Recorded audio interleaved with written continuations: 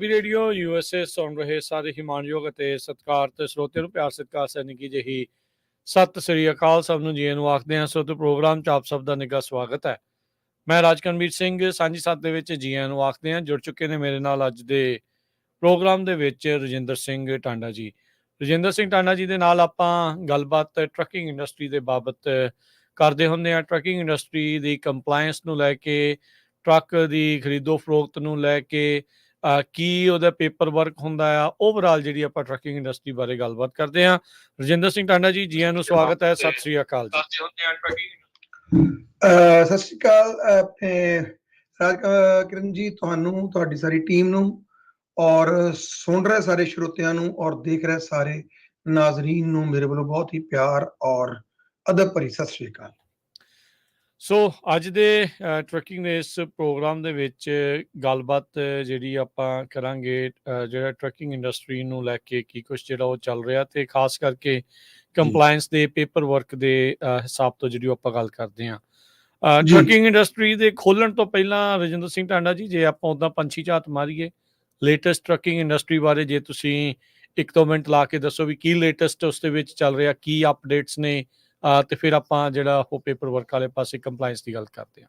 ਹਾਂਜੀ ਬਿਲਕੁਲ ਰਾਜ ਜੀ, ਆਪਣਾ ਇੰਡਸਟਰੀ ਹਾਲੇ ਵੀ ਕੋਈ ਬਹੁਤ ਜਿਹੜੀ ਆ ਉਹ ਚੋਂ ਕੋਈ ਸੁਖਾਵੀਆਂ ਖਬਰਾਂ ਜਿਹੜੀਆਂ ਆ ਉਹ ਨਹੀਂ ਆ ਰਹੀਆਂ।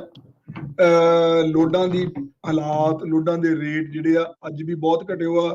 ਪਿਛਲੇ ਕੋਈ 2 ਹਫ਼ਤੇ ਤੋਂ ਥੋੜੀ ਜਿਹੀ ਤੇਜ਼ੀ ਲਫ਼ਜ਼ ਤਾਂ ਮੈਂ ਨਹੀਂ ਵਰਤ ਸਕਦਾ, ਪਰ ਥੋੜਾ ਜਿਹਾ ਕਹਿ ਲਓ ਕਿ ਸਰਵਾਈਵਲ ਮੋਡ ਦੇ ਵਿੱਚ ਥੋੜੀ ਜਿਹੀ ਇੰਡਸਟਰੀ ਲੱਗ ਰਹੀ ਹੈ। ਜਿਹੜੀ ਗਹਿਮਾ ਗਹਿਮੀ ਲੋਡਾਂ ਦੀ ਉਹ ਥੋੜੀ ਜਿਹੀ ਪਿਛਲੇ 2 ਹਫ਼ਤੇ ਤੋਂ ਵਧੀ ਹੈ।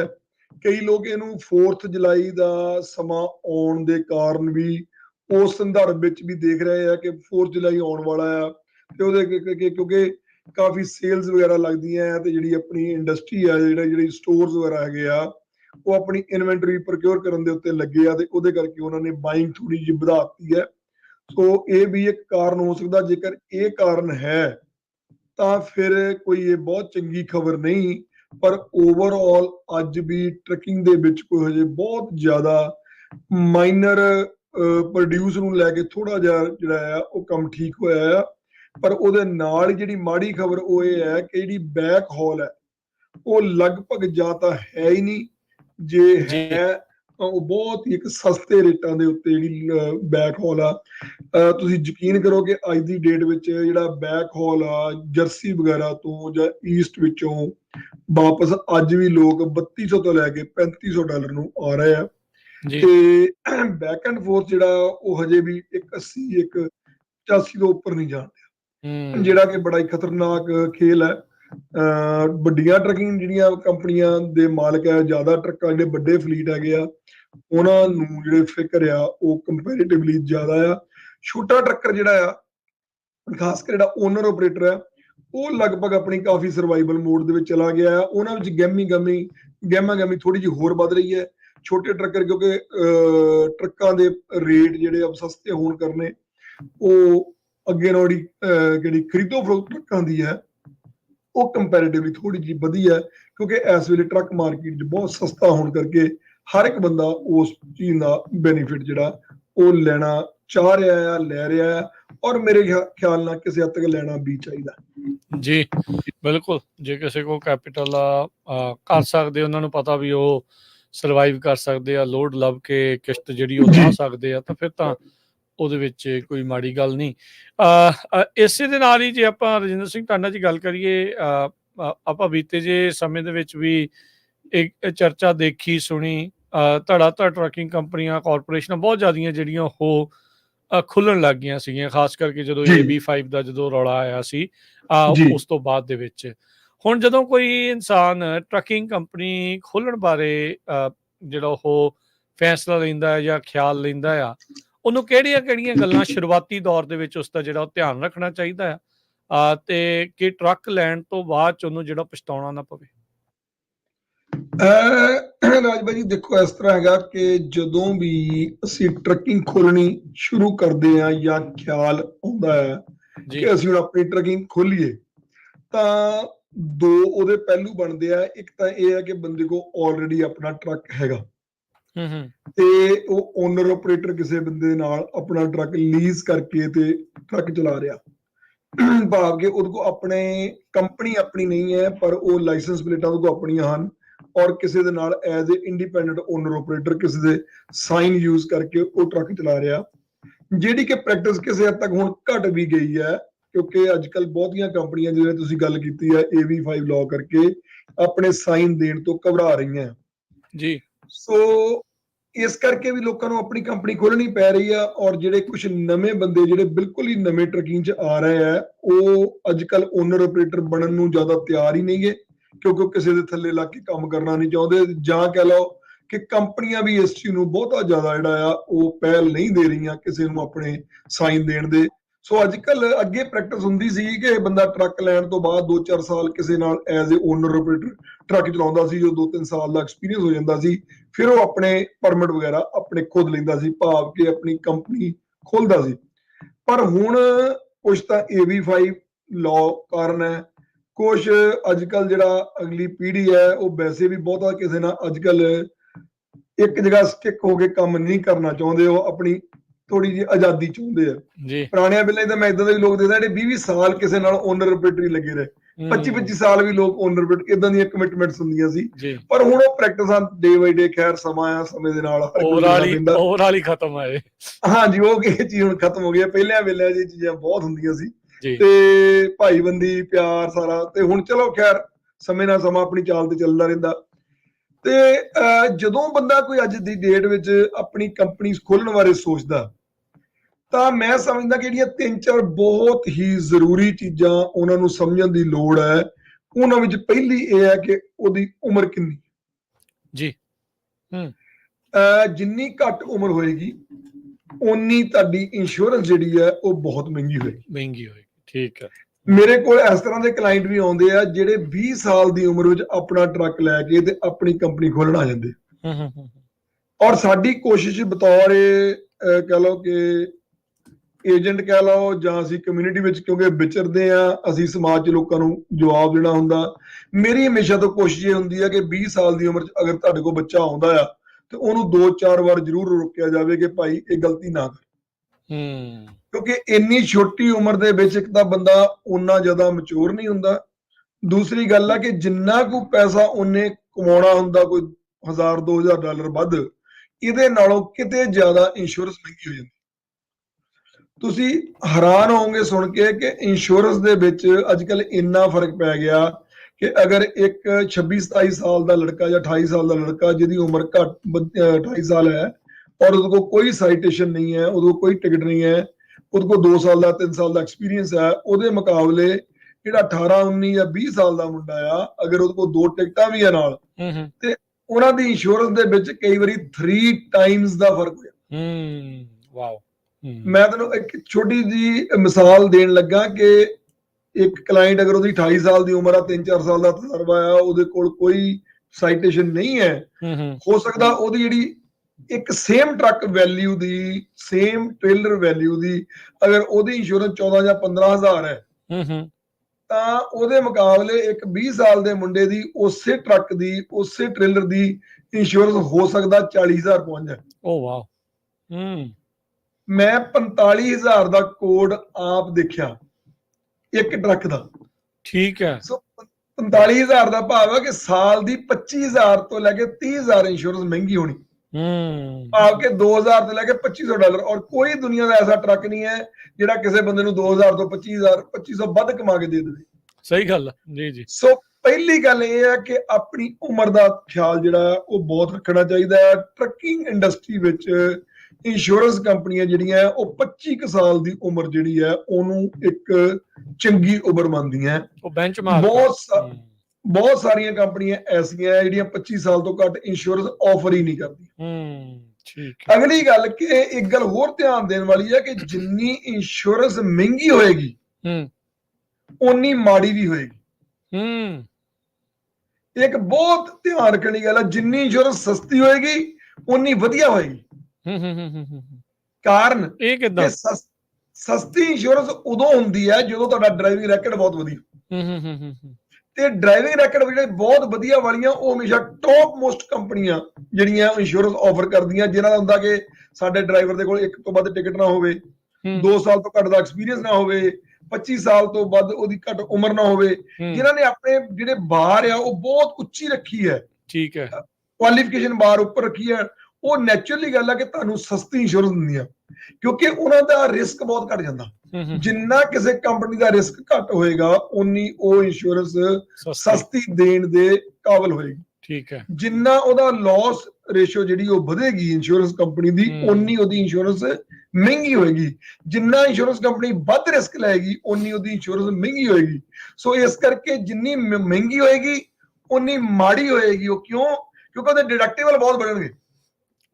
ਕਹਿ ਲਓ ਵੀ ਉਹ ਬਸ ਕਰਵਾਈ ਆ ਵਾ ਕਿਸੇ ਨਾ ਕਿਸੇ ਤਰੀਕੇ। ਐਗਜ਼ੈਕਟਲੀ, ਬਿਲਕੁਲ। ਤੁਸੀਂ ਵੀ ਉਹ ਨਾ ਆ ਸਾਡੇ ਕੋਲ ਇੰਸ਼ੋਰੈਂਸ ਦਾ ਕਵਰੇਜ ਉਹਦੀ ਕੋਈ ਬਹੁਤੀ ਖਾਸ ਹੁੰਦੀ ਨਹੀਂ ਹੈ, ਕਿਉਂਕਿ ਜਿਹੜੀ ਕਵਰੇਜ ਹੈ ਉਹ ਫॉर एग्जांपल ਮੈਂ ਤੁਹਾਨੂੰ ਛੋਟੀ ਐਗਜ਼ਾਮਪਲ ਦਿੰਦਾ ਕਿ ਟੋ ਦੀ ਜਿਹੜੀ ਇਸ ਵੇਲੇ ਲਿਮਿਟ ਹੈ, ਨਾਰਮਲ ਜਿਹੜੀ ਟੋਇੰਗ ਹੈ, ਅਗਰ ਕੋਈ ਚੰਗਾ ਐਕਸੀਡੈਂਟ ਹੋ ਜਾਂਦਾ, ਖਾਸ ਕਰਕੇ ਸਨੋ ਪਈ ਹੋਵੇ, ਤੇ ਅੱਜ ਦੀ ਡੇਟ ਵਿੱਚ 25 ਤੋਂ ਲੈ ਕੇ $50,000 ਤੱਕ ਦਾ ਟੋ ਬਿੱਲ ਬਣ ਜਾਂਦਾ।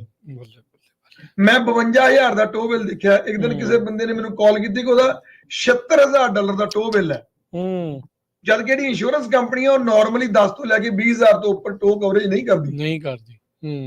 ਵੱਡੀਆਂ ਕੰਪਨੀਆਂ ਚੰਗੀਆਂ 25,000 30,000 ਕਰਦੀਆਂ, ਪਰ ਮਾੜੀ ਕੰਪਨੀ ਜਿਹੜੀ ਉਹ 10,000 ਤੋਂ ਉੱਪਰ ਟੋ ਕਵਰ ਹੀ ਨਹੀਂ ਕਰਦੀ। ਸੋ ਜਦੋਂ ਅਸੀਂ ਇੰਸ਼ੋਰੈਂਸ ਲੈਂਦੇ ਆ, ਸਾਨੂੰ ਇਹ ਚੀਜ਼ਾਂ ਦੇਖਣੀਆਂ ਪੈਣੀਆਂ। ਅਗਰ ਘੱਟ ਉਮਰ ਆ ਤੇ ਉਹਦੇ ਵਿੱਚ ਹਮੇਸ਼ਾ ਟੋ ਕਵਰੇਜ ਵੱਡੀ ਨਹੀਂ ਮਿਲੇਗੀ। ਅਗਰ ਐਕਸੀਡੈਂਟ ਹੋ ਜਾਂਦਾ 50,000 ਦਾ ਬਿੱਲ ਪੈਂਦਾ, ਉਹ ਜੋ 10,000 ਕੰਪਨੀ ਨੇ ਦੇ ਦੇਣਾ, 40 ਤੁਸੀਂ ਆਪਣੀ ਜੇਬ ਚੋਂ ਪੇ ਕਰੋ। ਸੋ ਕਹਿਣ ਦਾ ਵੀ ਘੱਟ ਉਮਰ ਦਾ ਨਿਆਣਾ ਜਦੋਂ ਟਰੱਕ ਲੈਂਦਾ ਤੇ ਉਹਨੂੰ ਸਾਰੇ ਪਾਸੇ ਮਾਰ ਪੈਂਦੀ। ਅਗਲੀ ਚੀਜ਼ ਹੈਗੀ ਕਿ ਤੁਹਾਡਾ ਡਰਾਈਵਿੰਗ ਰੈਕਡ ਕਿਹੋ ਜਿਹਾ। ਠੀਕ ਹੈ।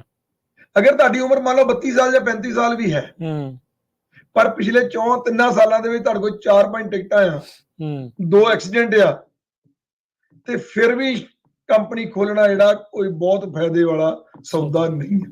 ਉਹ ਚ ਵੀ ਫਿਰ ਇੰਸ਼ੋਰੈਂਸ ਵਗੈਰਾ ਮਹਿੰਗੀਆਂ ਹੀ ਹੋਣੀਆਂ, ਫਿਰ ਇੰਸ਼ੋਰੈਂਸ ਮਹਿੰਗੀ ਹੋਣੀ, ਫਿਰ ਤੁਹਾਨੂੰ ਮਾੜੀ ਇੰਸ਼ੋਰੈਂਸ ਮਿਲਣੀ ਹੈ, ਫਿਰ ਇੰਨਾ ਨੁਕਸਾਨ ਹੋਣਾ ਕਿ ਤੁਸੀਂ ਸੋਚ ਨਹੀਂ ਸਕਦੇ। ਸੋ ਜਿਹੜਾ ਡਰਾਈਵਿੰਗ ਲਾਇਸੈਂਸ ਹੈ ਉਹ ਤੁਹਾਡਾ ਜਿਹੜਾ ਉਹ ਕਲੀਨ ਹੋਣਾ ਚਾਹੀਦਾ। 1-2 ਤੋਂ ਵੱਧ ਟਿਕਟਾਂ, ਖਾਸ ਕਰਕੇ ਜਿਹੜੀ ਉਮਰ ਘੱਟ ਵਾਲੀ ਹੈ, ਜਿਹੜੇ 22-23 ਸਾਲ ਦੇ ਬੱਚੇ ਆ, 23 ਸਾਲ ਦੇ 24 ਸਾਲ ਦੇ ਬੱਚੇ ਆ, ਅਗਰ ਉਹਨਾਂ ਦੇ ਕੋਲ 2 ਟਿਕਟਾਂ ਆਉਂਦੀਆਂ ਤੇ ਬਹੁਤ ਖਤਰਨਾਕ ਗੱਲ।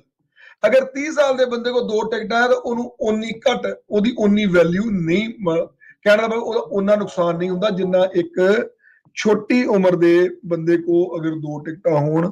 ਤੇ ਅਗਲੀ ਗੱਲ ਜਿਹੜੀ ਹੈ ਉਹ ਹੈਗਾ ਐਕਸਪੀਰੀਅੰਸ। ਜਦ ਤੱਕ ਤੁਹਾਡੇ ਕੋਲ ਟਰੱਕ ਚਲਾਉਣ ਦਾ ਘੱਟ ਤੋਂ ਘੱਟ 2 ਸਾਲ ਦਾ ਐਕਸਪੀਰੀਅੰਸ ਔਨ ਰੋਡ ਨਹੀਂ ਹੈ, ਹਾਂਜੀ, ਤੇ ਤੁਹਾਨੂੰ ਇੰਸ਼ੋਰੈਂਸ ਜਿਹੜੀ ਆ ਉਹ ਬਹੁਤ ਮਹਿੰਗੀ ਮਿਲੇਗੀ। ਅਗਰ ਮਹਿੰਗੀ ਇੰਸ਼ੋਰੈਂਸ ਮਿਲੇਗੀ ਤੇ ਕੰਪਨੀ ਖੋਲਣ ਦਾ ਕੋਈ ਬੈਨੀਫਿਟ ਨਹੀਂ। ਠੀਕ ਹੈ, ਠੀਕ ਹੈ।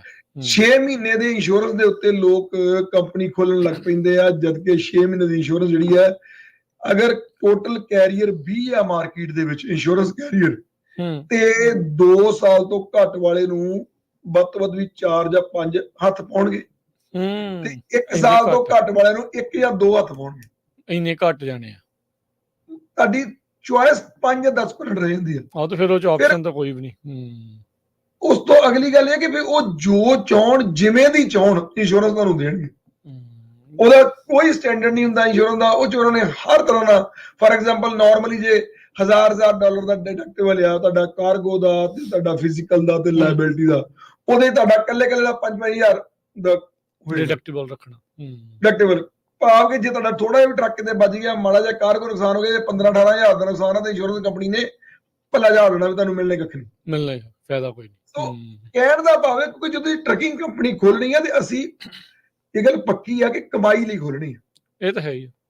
ਜੇਕਰ ਕਮਾਈ ਨਹੀਂ ਹੋਣੀ ਬਾਅਦ ਵਿੱਚ, ਸਿਰਫ ਇਸ ਕਰਕੇ ਕਿ ਮੈਂ ਟਰੱਕਿੰਗ ਕੰਪਨੀ ਖੋਲਣੀ ਹੈ ਕਿਉਂਕਿ ਮੈਂ ਟਰੱਕ ਦਾ ਮਾਲਕ ਬਣਨਾ ਜਾਂ ਮੈਂ ਕੰਪਨੀ ਦਾ ਮਾਲਕ ਬਣਨਾ, ਤੇ ਫਿਰ ਕੋਈ ਸੈਂਸ ਨਹੀਂ ਬਣਦੀ। ਟਰੱਕਿੰਗ ਕੰਪਨੀ ਜਿਹੜੀ ਹੈ ਉਹਨੂੰ ਖੋਲਣ ਦਾ ਕੋਈ ਬੈਨੀਫਿਟ ਨਹੀਂ ਹੈ। ਸੋ ਮੇਰੇ ਕਹਿਣ ਦਾ ਮਤਲਬ ਉਮਰ, ਡਰਾਈਵਿੰਗ ਰੈਕਡ ਤੇ ਤੁਹਾਡਾ ਜਿਹੜਾ ਐਕਸਪੀਰੀਅੰਸ ਹੈ, ਇਹ 3 ਚੀਜ਼ਾਂ ਜਿਹੜੀਆਂ ਜਦ ਤੱਕ ਤੁਹਾਡੀਆਂ ਇਹਦਾ ਕੰਬੀਨੇਸ਼ਨ ਚੰਗਾ ਨਹੀਂ ਬਣਦਾ, ਤੇ ਕੰਪਨੀ ਖੋਲ੍ਹਣ ਤੋਂ ਸਾਨੂੰ ਗਰੇਜ਼ ਕਰਨਾ ਚਾਹੀਦਾ। ਜਦੋਂ ਤੁਹਾਡੇ ਕੋਲ ਆਉਂਦੇ ਆ ਰਜਿੰਦਰ ਜੀ ਕੋਈ ਇਦਾਂ ਦੀ ਇਸ ਉਮਰ ਦੇ ਜਾਂ ਇਦਾਂ ਐਕਸਪੀਰੀਅੰਸ ਵਾਲੇ, ਕੀ ਤੁਸੀਂ ਫਿਰ ਉਹਨਾਂ ਨੂੰ ਕੀ ਸਲਾਹ ਦਿੰਦੇ ਵੀ ਭਾਈ ਜੇ ਕਿਸੇ ਲਈ ਕਰ ਲੈਣਾ ਮੈਂ ਚਾਹੀਦਾ? ਬਹੁਤ ਵਾਰੀ ਮਨਾ ਕਰ ਦਿੰਦਾ। ਅੱਛਾ, ਤੁਸੀਂ ਨਾ ਹੀ ਕਰ ਦਿੰਦੇ ਆ? ਮੈਂ ਬਹੁਤ ਵਾਰੀ ਮਨਾ ਕਰ ਦਿੰਦਾ। ਬਹੁਤ ਵਾਰੀ ਏਦਾਂ ਹੁੰਦਾ ਕਿ ਬੰਦਾ ਮੇਰੇ ਕੋਲ ਉੱਠਦਾ, ਕਿਸੇ ਹੋਰ ਏਜੰਟ ਕੋਲ ਜਾਂਦਾ, ਉਹ ਅਪਲਾਈ ਕਰਦਾ, $1,000-1,500 ਬਣਦਾ। ਕਿਉਂਕਿ ਜਦੋਂ ਇੱਕ ਬੰਦਾ ਸਾਨੂੰ ਆਉਂਦਾ, ਸਾਨੂੰ $400-500 ਉਸ ਕੰਪਨੀ ਚੋਂ ਬਚਣਾ ਹੁੰਦਾ, ਰਾਈਟ? ਬਿਲਕੁਲ। ਸੋ ਆਏ ਗਾਹਕ ਨੂੰ $400-500 ਦੀ ਮਾਇਆ ਨੂੰ ਆਣ ਕੇ ਮੋੜਨਾ, ਘਰੇ ਆਈ ਮਾਇਆ ਨੂੰ, ਇਹ ਬੜਾ ਦਿਲ ਗੁਰਦਾ ਚਾਹੀਦਾ। ਜੀ ਸੋ ਸਾਨੂੰ ਮਹਾਰਾਜ ਦੀ ਕਿਰਪਾ, ਸੱਚੇ ਪਾਤਸ਼ਾਹ ਦੀ, ਸਾਨੂੰ ਮਹਾਰਾਜ ਨੇ ਇੰਨਾ ਗੁਰਦਾ ਬਖਸ਼ਤਾ। ਸੋ ਮੈਨੂੰ ਯਾਦ ਆ ਕਿ ਮੈਂ ਅਗਰ ਜੇਕਰ ਨਹੀਂ ਵੀ ਕਿਸੇ ਬੰਦੇ ਨੂੰ ਕਿਹਾ ਵੀ ਚੱਲ ਚੱਜਾ ਕਰ ਨੂੰ, ਤੇ ਮੈਂ ਉਹਨੂੰ 5-7 ਵਾਰੀ ਰੋਕਿਆ ਜ਼ਰੂਰ, ਜਾਂ ਇਹ ਕਿਹਾ ਕਿ ਠੀਕ ਆ ਭਾਈ ਤੂੰ 2 ਹਫ਼ਤੇ ਹੋਰ ਅਜੇ ਘਰ ਸੋਚ ਲਾ, ਹੋਰ ਆਪਣੇ ਸੱਜਣਾ ਨਾਲ ਸਲਾਹ ਕਰ ਲਾ, ਜੇ ਨਹੀਂ ਤਾਂ ਮਤਲਬ ਮੈਂ ਬੈਠਾ ਆ। ਪਰ ਮੇਰੀ ਕੋਸ਼ਿਸ਼ ਹੁੰਦੀ ਹੈ ਕਿ ਮੈਂ ਛੋਟੀ ਉਮਰ ਦੇ ਲੜਕੇ ਦੀ ਕੰਪਨੀ ਬਿਲਕੁਲ ਨਾ ਖੋਲਾਂ। ਜੀ ਜੀ ਬਿਲਕੁਲ। ਤੇ ਨਾਲ ਹੀ ਸੋਤੇ ਦੱਸ ਜਾਈਏ ਵੀ ਰਜਿੰਦਰ ਸਿੰਘ ਟਾਂਡਾ ਜੀ ਪਿਛਲੇ ਤਕਰੀਬਨ 2 ਦਹਾਕਿਆਂ ਤੋਂ ਜਿਹੜੇ ਟਰੱਕਾਂ ਦੀ ਇੰਡਸਟਰੀ ਦੇ ਵਿੱਚ ਆ, ਪਰਮਿਟਸ ਦਾ ਇਹਨਾਂ ਦਾ ਕਾਫੀ ਕੰਮ ਆ। ਗਲੋਬਲ ਟਰੱਕ ਪਰਮਿਟ ਦੇ ਰੂਪ ਦੇ ਵਿੱਚ ਲੈਥਰੋਪ 'ਚ ਇਹਨਾਂ ਦੀ ਕੰਪਨੀ ਆ। ਜੇ ਤੁਸੀਂ ਵੀ ਇਹਨਾਂ ਦੀਆਂ ਸੇਵਾਵਾਂ ਲੈਣੀਆਂ ਆ, ਤੁਸੀਂ ਇਹਨਾਂ ਦੇ ਨਾਲ ਸੰਪਰਕ ਕਰ ਸਕਦੇ ਆ। 2096360880, ਜਿਹਦਾ 880 ਫਰੀਵੇ ਆ। 209-636-0880 ਦੇ ਉੱਤੇ ਇਹਨਾਂ ਦੇ ਨਾਲ ਸੰਪਰਕ ਜਿਹੜਾ ਤੁਸੀਂ ਕਰ ਸਕਦੇ ਹੈਗੇ ਆ। ਸੋ ਰਜਿੰਦਰ ਟਾਂਡਾ ਜੀ, ਜਿੱਦਾਂ ਹੁਣ ਤੁਸੀਂ ਇਹ ਗੱਲ ਆਖੀ, ਚਲੋ ਇਹ ਤਾਂ ਮੁੱਢਲੀਆਂ ਗੱਲਾਂ ਹੋਈਆਂ ਵੀ ਹਾਂ ਟਰੱਕ ਲੈਣ ਤੋਂ ਪਹਿਲਾਂ, ਕੰਪਨੀ ਖੋਲਣ ਤੋਂ ਪਹਿਲਾਂ ਆਹ ਚੀਜ਼ਾਂ ਦਾ ਆਪਣੇ ਬਾਰੇ ਵੀ ਪਤਾ ਹੋਵੇ, ਉਹ ਚੀਜ਼ਾਂ ਦਾ ਵੀ ਹੋਵੇ। ਫਿਰ ਹੁਣ ਜਦੋਂ ਟਰੱਕ ਆਉਂਦਾ, ਇਕੱਲੇ ਇਹ ਤਾਂ ਨਹੀਂ ਆ ਵੀ ਆਪਾਂ ਟਰੱਕ ਚਲਾਉਣਾ ਹੀ ਆ, ਉਹਦੇ ਨਾਲ ਬਹੁਤ ਸਾਰਾ ਪੇਪਰ ਵਰਕ, ਪਰਮਿਟ, ਕਈ ਕੁਛ ਜਿਹੜਾ ਆ ਉਹ ਨਾਲ ਹੀ ਜਿਹੜਾ ਉਹ ਚੱਲਣਾ ਆ।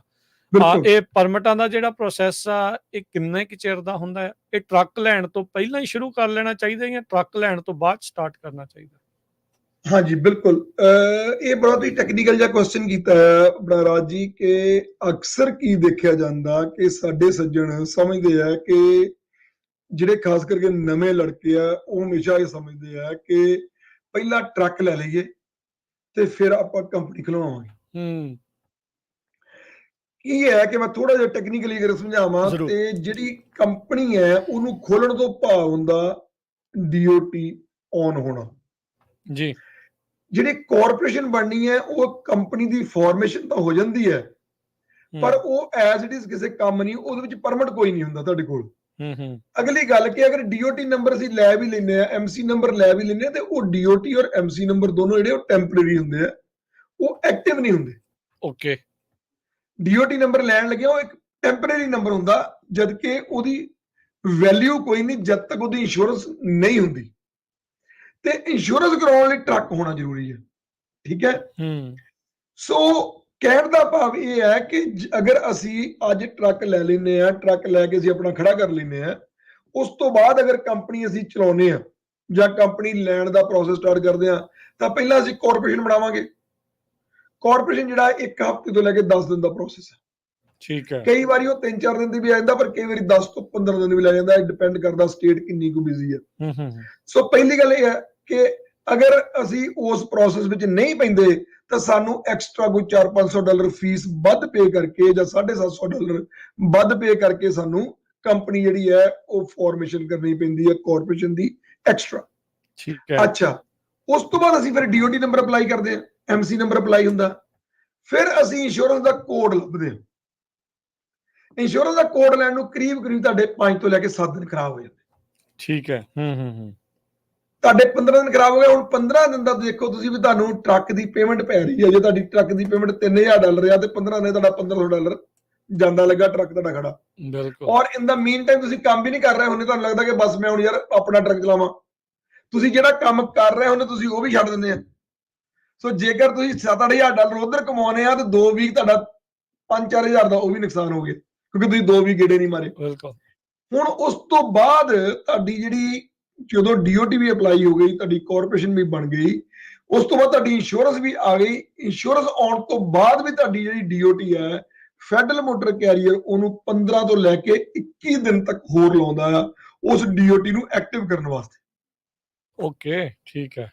ਭਾਵ ਕਿ ਜੇਕਰ ਹੁਣ 15 ਦਿਨ ਤੁਹਾਡੇ ਇਹ ਲੰਘ ਗਿਆ ਤੇ 15 ਤੋਂ ਲੈ ਕੇ ਅਗਰ 20 ਦਿਨ ਫੈਡਰਲ ਮੋਟਰ ਕੈਰੀਅਰ ਹੋਰ ਲਾਉਂਦਾ ਆ, ਤੇ ਮੋਟਾ ਲਾ ਕੇ ਚੱਲੋਗੇ ਤੁਸੀਂ 30 ਤੋਂ ਲੈ ਕੇ 35 ਦਿਨ ਤੁਹਾਡਾ ਜਿਹੜਾ ਟਰੱਕ ਆ ਉਹ ਰੋਡ ਤੋਂ ਬਾਹਰ ਖੜਾ ਆ। ਮਹੀਨਾ ਘੱਟੋ ਘੱਟ ਮਹੀਨਾ ਲੱਗ ਜਾਣਾ। ਘੱਟੋ ਘੱਟ 1 ਮਹੀਨਾ, 30 ਤੋਂ ਲੈ ਕੇ 35 ਦਿਨ ਬਣ ਜਾਂਦੇ ਆ। ਅੱਛਾ, ਪਹਿਲੇ 15 ਦਿਨ ਤੁਹਾਨੂੰ ਕੱਲੀ ਪੇਮੈਂਟ ਪੈ ਰਹੀ ਸੀ ਜੀ, ਹੁਣ 15 ਦਿਨ ਬਾਅਦ ਉਹਦੀ ਇੰਸ਼ੋਰੈਂਸ ਲੈ ਲਈ ਹੈ, ਹੁਣ ਤੁਹਾਡੀ ਇੰਸ਼ੋਰੈਂਸ ਦੀ ਪੇਮੈਂਟ ਵੀ ਸਟਾਰਟ ਹੋ ਗਈ। ਸੋ ਅਗਲੇ ਜਿਹੜੇ 15-20 ਦਿਨਾਂ ਤੁਹਾਡੀ ਇੰਸ਼ੋਰੈਂਸ ਦੀ ਪੇਮੈਂਟ ਤੁਹਾਨੂੰ ਨਾਲ ਪੈਣੀ ਹੈ। ਸੋ ਕਹਿਣ ਦਾ ਭਾਵ ਇਹ ਹੈ ਜੇ ਤੁਸੀਂ ਕੰਮ ਵੀ ਨਹੀਂ ਕਰ ਰਹੇ ਹੁਣ, ਕਿਉਂਕਿ ਤੁਸੀਂ 15-20 ਦਿਨ ਲਈ ਕਿੱਥੇ ਕੰਮ ਲੱਭੋਗੇ ਜਾ ਕੇ। ਸੋ ਕੁੱਲ ਮਿਲਾ ਕੇ ਤੁਸੀਂ ਟਰੱਕ ਲੈਣ ਤੋਂ ਪਹਿਲਾਂ ਆਪਣਾ 8-10 ਹਜ਼ਾਰ ਡਾਲਰ ਦਾ ਨੁਕਸਾਨ ਜਿਹੜਾ ਆ ਉਹ ਕਰਵਾ ਲੈਂਦੇ ਹੋ। ਠੀਕ ਹੈ। ਅੱਛਾ, ਅਸੀਂ ਕੀ ਗਾਈਡ ਕਰਦੇ ਆ ਕਸਟਮਰਸ ਨੂੰ ਕਿ ਭਾਈ ਸਭ ਤੋਂ ਪਹਿਲੀ ਗੱਲ ਹੈ ਕਿ ਜਦੋਂ ਤੁਸੀਂ ਇਹ ਗੱਲ ਸੋਚ ਲਈ ਕਿ ਮੈਂ ਟਰੱਕ ਲੈਣਾ, ਜੋ ਵੀ ਟਰੱਕ ਦੇਖਣੇ ਤੇ ਆਪਣੀ ਕਾਰਪੋਰੇਸ਼ਨ ਪਹਿਲਾਂ ਬਣਵਾ ਲਓ। ਠੀਕ ਹੈ। ਕਾਰਪੋਰੇਸ਼ਨ ਬਣਾਉਣ ਤੋਂ ਬਾਅਦ ਜਿਸ ਦਿਨ ਤੁਸੀਂ ਟਰੱਕ ਸਿਲੈਕਟ ਕਰ ਲੈਂਦੇ ਹੋ ਜੀ, ਤੁਹਾਡਾ ਲੋਨ ਦਾ ਪ੍ਰੋਸੈਸ ਜਿਹੜਾ 5-7-10 ਦਿਨ ਲੈ ਜਾਂਦਾ। ਹਾਂਜੀ। ਇਨ ਦਾ ਮੀਨ ਟਾਈਮ ਤੁਸੀਂ ਆਪਣੀ DOT ਅਪਲਾਈ ਕਰਵਾਓ। ਠੀਕ ਹੈ। ਬਲਕਿ DOT ਵੀ ਅਪਲਾਈ ਕਰਵਾਓ ਔਰ ਟਰੱਕ ਜਦ ਤੱਕ ਡੀਲਰਸ਼ਿਪ ਦੇ ਅੰਦਰ ਹੈ ਉਹਦੀ ਇੰਸ਼ੋਰੈਂਸ ਉਸੇ ਵੇਲੇ ਲੈ ਲਓ। ਠੀਕ ਹੈ, ਨਾਲ ਦੇ ਨਾਲ ਹੀ। ਕਿਉਂਕਿ ਤੁਹਾਡਾ ਟਰੱਕ ਜਦੋਂ ਸਿਲੈਕਟ ਹੋ ਗਿਆ, ਤੁਹਾਡਾ ਬਿਨ ਨੰਬਰ ਫਾਈਨਲ ਹੋ ਗਿਆ, ਤੁਹਾਨੂੰ ਹਜੇ ਤੱਕ ਪੇਮੈਂਟ ਪੈਣੀ ਸ਼ੁਰੂ ਨਹੀਂ ਹੋਈ। ਕਾਰਨ ਇਹ ਹੈ ਕਿ ਤੁਹਾਡਾ ਜਦੋਂ ਲੋਨ ਪਾਸ ਹੋਣਾ, ਤੁਸੀਂ ਟਰੱਕ ਦੀ ਡਿਲੀਵਰੀ ਲੈਣੀ ਹੈ, ਲੋਨ ਦੀ ਪੇਮੈਂਟ ਉਸ ਤੋਂ ਬਾਅਦ ਤੁਹਾਡੀ ਪੇਮੈਂਟ ਸਟਾਰਟ ਹੋਣੀ। ਠੀਕ ਹੈ, ਤੁਹਾਨੂੰ ਵਿਆਜ ਜਿਹੜਾ ਪੈਸੇ ਦਾ ਪੈਣਾ ਬਾਅਦ ਚ ਹੋਣਾ। ਸੋ ਜਿਹੜਾ ਉਹ ਟਾਈਮ ਆ ਜਦ ਤੱਕ ਤੁਸੀਂ ਡੀਲਰ ਕੋਲੋਂ ਕੋਈ ਕੰਮ ਕਰਵਾ ਰਹੇ ਹੋ, ਉਹਦਾ ਲੋਨ ਤੁਹਾਡਾ ਚੱਲ ਰਿਹਾ ਪ੍ਰੋਸੈਸ, ਇਨ ਦਾ ਮੀਨ ਟਾਈਮ ਤੁਸੀਂ ਇੰਸ਼ੋਰੈਂਸ ਦੀ ਪਾਲਿਸੀ ਬਾਏ ਕਰ ਲਓ। ਜੇਕਰ ਤੁਸੀਂ ਫਰਮ ਹੋ ਕੇ ਇਹ ਮੈਂ ਟਰੱਕ ਹੁਣ ਲੈਣਾ, ਅਗਰ ਤੁਹਾਡੇ ਉਹ ਹਫਤਾ 10 ਦਿਨ ਤੁਹਾਡੇ ਇੰਸ਼ੋਰੈਂਸ ਦੇ ਨਿਕਲ ਜਾਂਦੇ ਆ ਤੇ ਜਿਹੜਾ ਪ੍ਰੋਸੈਸਿੰਗ ਦਾ ਟਾਈਮ ਹੈ ਫੈਡਰਲ ਮੋਟਰ ਕੈਰੀਅਰ ਦਾ 15 ਤੋਂ 20 ਦਿਨ ਦਾ, ਉਹ ਤੁਹਾਡਾ 10 ਦਿਨ ਵਿੱਚੋਂ ਨਿਕਲ ਗਿਆ। ਹਾਂ, ਉਹ ਬਚ ਗਿਆ। ਹੁਣ ਤੁਹਾਨੂੰ ਸਿਰਫ 10 ਦਿਨ ਦੀ ਐਕਸਟਰਾ ਇੰਸ਼ੋਰੈਂਸ ਦੇਣੀ ਪਏਗੀ ਔਰ 8-10 ਦਿਨ ਦੀ ਤੁਹਾਨੂੰ ਐਕਸਟਰਾ ਪੇਮੈਂਟ ਜਿਹੜੀ ਹੈ ਉਹ ਤੁਹਾਨੂੰ ਖੜਿਆਂ ਨੂੰ ਦੇਣੀ ਪਏਗੀ। ਪਲੱਸ ਤੁਸੀਂ ਆਪਣੀ ਜੌਬ ਜਿਹੜੀ ਹੈ ਜਿੱਥੇ ਕੰਮ ਕਰਦੇ ਹੋ ਉਹ ਬਿਲਕੁਲ ਨਾ ਛੱਡੋ। ਜਦ ਤੱਕ ਤੁਹਾਡੀ ਇੰਸ਼ੋਰੈਂਸ ਦਾ ਪ੍ਰੋਸੈਸ ਚੱਲ ਰਿਹਾ, ਜਦ ਤੱਕ ਤੁਹਾਡਾ ਟਰੱਕ ਬਾਏ ਕਰਨ ਦਾ ਪ੍ਰੋਸੈਸ ਚੱਲ ਰਿਹਾ, ਆਪਣੀ ਜੌਬ ਬਿਲਕੁਲ ਨਾ ਛੱਡੋ। ਜਿਸ ਦਿਨ ਤੁਹਾਡੀ ਇੰਸ਼ੋਰੈਂਸ ਹੋਈ ਨੂੰ 15 ਦਿਨ ਹੋ ਜਾਂਦੇ ਆ, ਉਸ ਤੋਂ ਬਾਅਦ ਆਪਣੀ ਜੌਬ ਛੱਡੋ।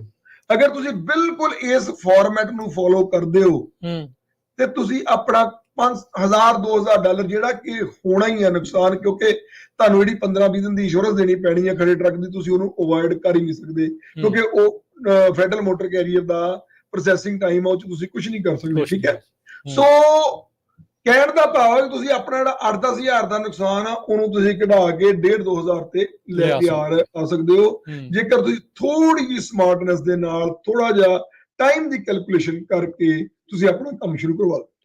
ਤੇ ਇਸ ਮਾਮਲੇ ਦੇ ਵਿੱਚ ਜਿਹੜਾ ਤੁਸੀਂ ਕਿਹਾ ਵੀ ਪਹਿਲਾਂ 750 ਐਕਸਟਰਾ ਦੇ ਕੇ ਕਾਰਪੋਰੇਸ਼ਨ ਕਰਨੀ ਪੈਂਦੀ, ਇਹਦੇ ਵਿੱਚ ਫਿਰ ਉਹ ਐਕਸਟਰਾ ਦੇਣੇ ਪੈਂਦੇ ਕਿ ਨਹੀਂ, ਉਹ ਬਚ ਜਾਂਦੇ ਆ?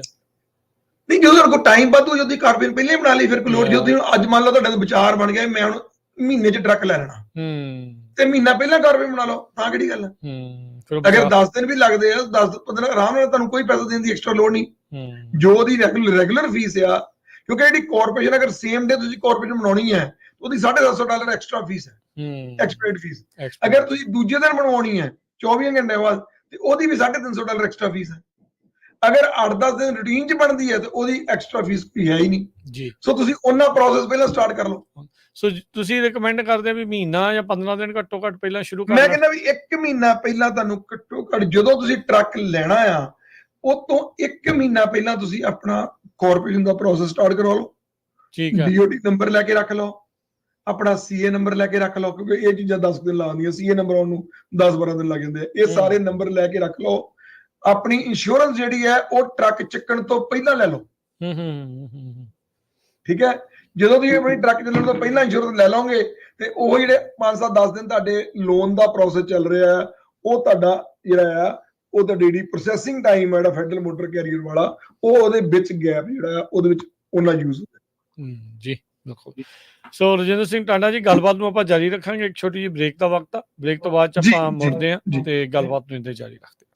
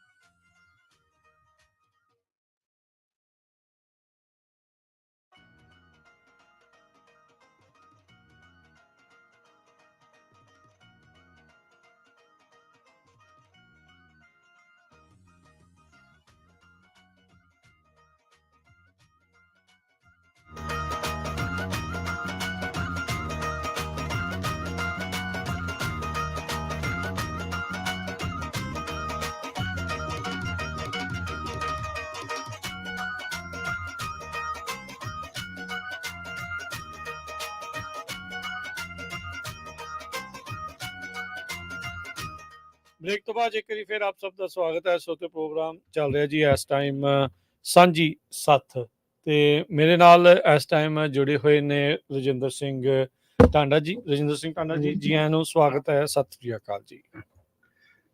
ਸਤਿ ਸ਼੍ਰੀ ਅਕਾਲ ਰਾਜੀ, ਤੁਹਾਨੂੰ ਔਰ ਤੁਹਾਡੀ ਸਾਰੀ ਟੀਮ ਨੂੰ ਮੇਰੇ ਵੱਲੋਂ ਬਹੁਤ ਹੀ ਪਿਆਰ ਔਰ ਅਦਬ ਭਰੀ ਸਤਿ ਸ਼੍ਰੀ ਅਕਾਲ। ਸੋ ਗੱਲਬਾਤ ਰਜਿੰਦਰ ਸਿੰਘ ਜੀ ਆਪਾਂ ਕਰ ਰਹੇ ਸੀਗੇ, ਜਦੋਂ ਟਰੱਕ ਲੈਂਦੇ ਆ ਜਾਂ ਕੰਪਨੀ ਜਦੋਂ ਖੋਲਣੀ ਹੁੰਦੀ ਉਸ ਤੋਂ ਪਹਿਲਾਂ ਕੀ ਕਰਨਾ ਚਾਹੀਦਾ ਆ, ਕੰਪਨੀ ਕਿਹੜੇ ਹਾਲਾਤਾਂ 'ਚ ਖੋਲਣੀ ਚਾਹੀਦੀ ਆ, ਕਿਹੜੇ ਹਾਲਾਤਾਂ 'ਚ ਵੇਟ ਕਰ ਲੈਣੀ ਚਾਹੀਦੀ ਆ। ਹੁਣ ਆਪਾਂ ਕੈਲੀਫੋਰਨੀਆ ਦੇ ਜਿਹੜਾ ਨਵਾਂ ਸਮੌਗ ਦਾ ਕਾਨੂੰਨ ਆਇਆ ਉਸ ਨੂੰ ਲੈ ਕੇ ਆਪਾਂ ਜੇ ਚਰਚਾ ਕਰਦੇ ਹਾਂ। ਨਵਾਂ ਟਰੱਕ ਲੈਣ ਲੱਗਿਆ ਜੇ ਆਪਾਂ ਇਸੇ ਗੱਲ ਦੇ ਨਾਲ ਜੋੜੀਏ, ਇਹਦਾ ਆਪਾਂ ਕੀ ਧਿਆਨ ਰੱਖਣਾ ਹੈ, ਕਿਹੜਾ ਖਾਸ ਧਿਆਨ ਰੱਖਣ ਦੀ ਜ਼ਰੂਰਤ ਆ? ਰਾਜੀ, ਸਭ ਤੋਂ ਪਹਿਲਾਂ ਜਿਹੜਾ ਧਿਆਨ ਰੱਖਣ ਦੀ ਲੋੜ ਆ, ਬਲਕਿ ਇੱਕ ਹੀ ਧਿਆਨ ਰੱਖਣ ਦੀ ਲੋੜ ਹੈ ਕਿ 2025 ਮਾਡਲ, ਜੇ ਮੈਂ ਸਿਰਫ ਕਲੀਨ ਟਰੱਕ ਦੇ ਪੁਆਇੰਟ ਆਫ ਵਿਊ ਨਾਲ ਗੱਲ ਕਰ ਰਿਹਾ ਕਿ clean truck point of view ਦੇ ਨਾਲ ਜਿਹੜੀ ਦੇਖਣ ਵਾਲੀ ਚੀਜ਼ ਉਹ ਇਹ ਆ ਕਿ 2025 ਮਾਡਲ ਟਰੱਕ ਜਿਹੜਾ ਆ ਉਹ ਤੁਸੀਂ ਬਾਏ ਨਹੀਂ ਕਰ ਸਕਦੇ। ਕੈਲੀਫੋਰਨੀਆ ਦੇ ਜਿਹੜੇ ਡੀਲਰ ਆ ਉਹ ਤਾਂ ਤੁਹਾਨੂੰ ਵੇਚ ਹੀ ਨਹੀਂ ਰਹੇ 2025 ਮਾਡਲ ਟਰੱਕ ਕੈਲੀਫੋਰਨੀਆ ਦੀ ਕੰਪਨੀ ਨੂੰ। ਪਰ ਕੁਝ ਮੈਂ ਦੇਖਿਆ ਕਿ ਸਾਡੇ ਕੋਲ ਕੇਸ ਆਏ ਆ, ਉਹ ਇਹ ਹੈ ਕਿ ਲੜਕੇ ਕਈ ਵਾਰ ਕਿਸੇ ਹੋਰ ਸਟੇਟ ਦਾ ਐਡਰੈਸ ਦੇ ਕੇ ਤੇ ਉੱਥੇ ਟਰੱਕ ਬਾਏ ਕਰਕੇ ਉਹਨੂੰ ਮੁੜ ਕੇ ਕੈਲੀਫੋਰਨੀਆ ਰਜਿਸਟਰਡ ਕਰਾਉਣ ਦੀ ਕੋਸ਼ਿਸ਼ ਕਰ ਰਿਹਾ। ਠੀਕ ਹੈ। ਔਰ ਮੈਂ ਇਹ ਗੱਲ ਬਹੁਤ ਹੀ ਜ਼ਿੰਮੇਵਾਰੀ ਨਾਲ ਕਹਿ ਦੇਣੀ ਚਾਹੁੰਦਾ ਕਿ 2025 ਮਾਡਲ ਟਰੱਕ ਡੀਐਮਬੀ ਨੂੰ ਵੀ ਨਹੀਂ ਪਤਾ ਕਿ ਨਹੀਂ ਹੋ ਸਕਦੇ ਰਜਿਸਟਰ। ਅੱਛਾ, ਬਲਕਿ ਡੀਐਮਬੀ ਰਜਿਸਟਰ ਕਰੇ ਜਾ ਰਹੀ ਹੈ। ਇਤੋਂ ਤੱਕ ਕਿ ਏਆਰਬੀ ਡਿਪਾਰਟਮੈਂਟ, ਜਿਹੜਾ ਇਸ ਡਿਪਾਰਟਮੈਂਟ ਨਾਲ ਸੰਬੰਧਿਤ ਡਿਪਾਰਟਮੈਂਟ ਆ, ਜਿਹੜੀ ਉਹਦੀ ਨਾਰਮਲ HDIM ਵਾਲੀ ਈਮੇਲ ਹੈ, ਅਗਰ ਤੁਸੀਂ ਉਹਦੇ ਉੱਤੇ ਵੀ ਈਮੇਲ ਭੇਜਦੇ ਹੋ ਕਿ ਭਾਈ 2025 ਮਾਡਲ ਟਰੱਕ ਅਸੀਂ ਰਜਿਸਟਰ ਕਰਵਾ ਲਈਏ, ਤੇ ਉਹ ਕਹਿ ਦਿੰਦੇ ਆ ਸਾਨੂੰ ਕੋਈ ਇਤਰਾਜ਼ ਨਹੀਂ। ਓਕੇ, ਇਹ ਬਹੁਤ ਹੈਰਾਨੀ ਵਾਲੀ ਗੱਲ ਹੈ। ਮੈਂ ਤੁਹਾਨੂੰ ਛੋਟੀ ਐਗਜ਼ਾਮਪਲ ਦੇਣ ਲੱਗਾ ਕਿ ਮੇਰੇ ਕੋਲ ਸੱਜਣ, ਉਹਨਾਂ ਦੀ ਇੱਕ ਕੰਪਨੀ ਇੰਡੀਆਨਾ 'ਚ ਇੱਕ ਇੱਥੇ ਆ, ਉਹਨਾਂ ਨੇ ਉੱਥੋਂ 5 ਟਰੱਕ ਬਾਏ ਕਰ ਲਏ 2025 ਮਾਡਲ। ਠੀਕ ਹੈ ਜੀ। ਤੇ ਮੈਨੂੰ ਆਖਣ ਲੱਗੇ ਕਿ ਤੂੰ ਰਜਿਸਟਰ ਕਰਵਾ। ਮੈਂ ਕਿਹਾ ਵੀ ਨਹੀਂ, ਮੈਨੂੰ ਪਤਾ ਇਹਦੀ ਪੈਨਲਟੀ ਬਹੁਤ ਜ਼ਿਆਦਾ, ਉਹਦੀ $42,000 ਪਰ ਟਰੱਕ, $52,000 ਪਰ ਟਰੱਕ ਦਾ ਪੈਨਲਟੀ ਹੈਗੀ ਆ ਡੀਲਰ ਨੂੰ। ਅੱਛਾ, ਪਲੱਸ ਤੁਹਾਡਾ ਟਰੱਕ ਜਿਹੜਾ ਆ ਉਹ ਫੜ ਕੇ ਉਹਨੂੰ ਇੰਪਾਊਂਡ ਕਰਕੇ ਤੇ ਉਹਨੂੰ ਬਕਾਇਦਾ ਕ੍ਰਸ਼ ਕੀਤਾ ਜਾਣਾ, ਇਹ ਕਾਨੂੰਨ ਹੈ। ਉਹ ਤੁਹਾਡੀ ਭਲੀ ਹੋ ਜੀ। ਅੱਛਾ, ਹਾਂਜੀ, ਉਹਨੂੰ ਕ੍ਰਸ਼ ਕੀਤਾ ਜਾਣਾ, ਉਹ ਟਰੱਕ ਮਾਰਕੀਟ ਦੁਆਰਾ ਆ ਨਹੀਂ ਸਕਦਾ। ਏਡੀ ਵੱਡੀ ਸਜ਼ਾ। 2025 ਦਾ ਜਿਹੜਾ ਨਵਾਂ ਟਰੱਕ ਉਹਦੀ ਗੱਲ ਕਰ ਰਹੇ ਹਾਂ, ਮਾਡਲ ਟਰੱਕ ਜਿਹੜੇ ਵੋਲਵੋ ਅੱਜ ਦੀ ਡੇਟ ਜਿਹੜਾ ਵੋਲਵੋ ਟਰੱਕ ਆ, ਔਰ ਫਰੀਟ ਲਾਈਨਰ ਦਾ DD15 ਟਰੱਕ ਜਿਹੜਾ DD13 ਮੋਟਰ ਜਿਹੜੀ ਹੈ ਉਹ ਉਹਨਾਂ ਦੀ ਨੌਕਸ ਇੰਜਨ ਦੇ ਵਿੱਚ ਹੋ ਚੁੱਕੀ ਹੈ ਆਪਣੀ ਅਪਰੂਵ, ਕਿਉਂਕਿ ਇਹ ਏਆਰਬੀ ਡਿਪਾਰਟਮੈਂਟ ਦੇ ਅੰਦਰ ਵੀ ਬਹੁਤ ਸਾਰੇ ਡਿਪਾਰਟਮੈਂਟ ਹੈ ਜਿਨ੍ਹਾਂ ਨੂੰ ਇੱਕ ਦੂਜੇ ਬਾਰੇ ਬਿਲਕੁਲ ਨੌਲੇਜ ਨਹੀਂ ਹੈ।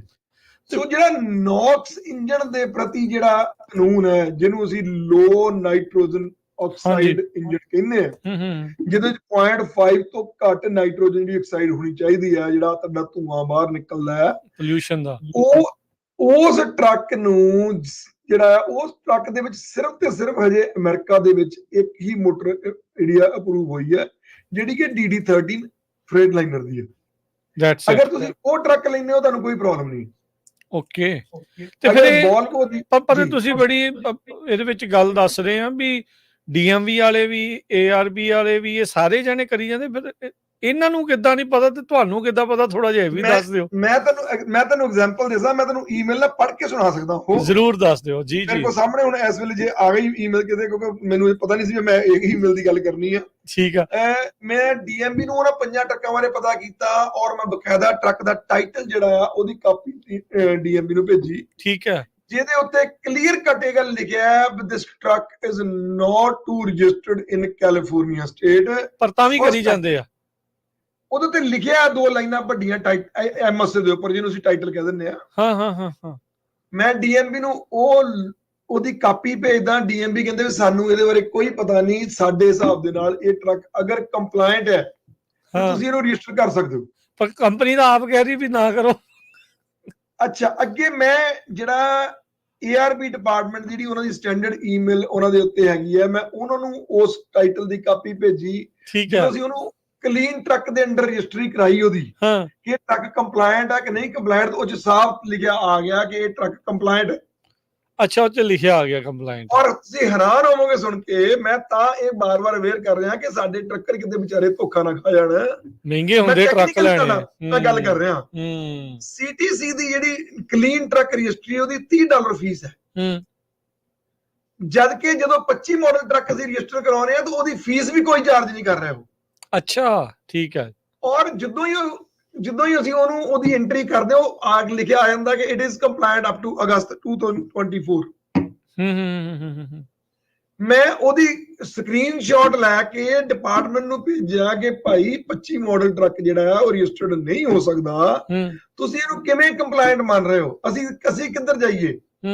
ਉਹਨਾਂ ਦਾ ਜਵਾਬ ਸੀਗਾ ਕਿ ਨਹੀਂ, ਸਾਨੂੰ ਕੋਈ ਪ੍ਰੋਬਲਮ ਨਹੀਂ ਇਸ ਟਰੱਕ ਨੂੰ, ਅਗਰ ਇੱਥੇ ਕੰਪਲਾਇੰਟ ਸ਼ੋ ਹੁੰਦਾ ਤੇ ਸਾਨੂੰ ਇਹਦੇ ਰਜਿਸਟਰਡ ਹੋਣ 'ਚ ਕੋਈ ਪ੍ਰੋਬਲਮ ਨਹੀਂ। ਸੋ ਮੇਰੇ ਲਈ ਪਰੇਸ਼ਾਨੀ ਹੋਰ ਵੱਧ ਗਈ।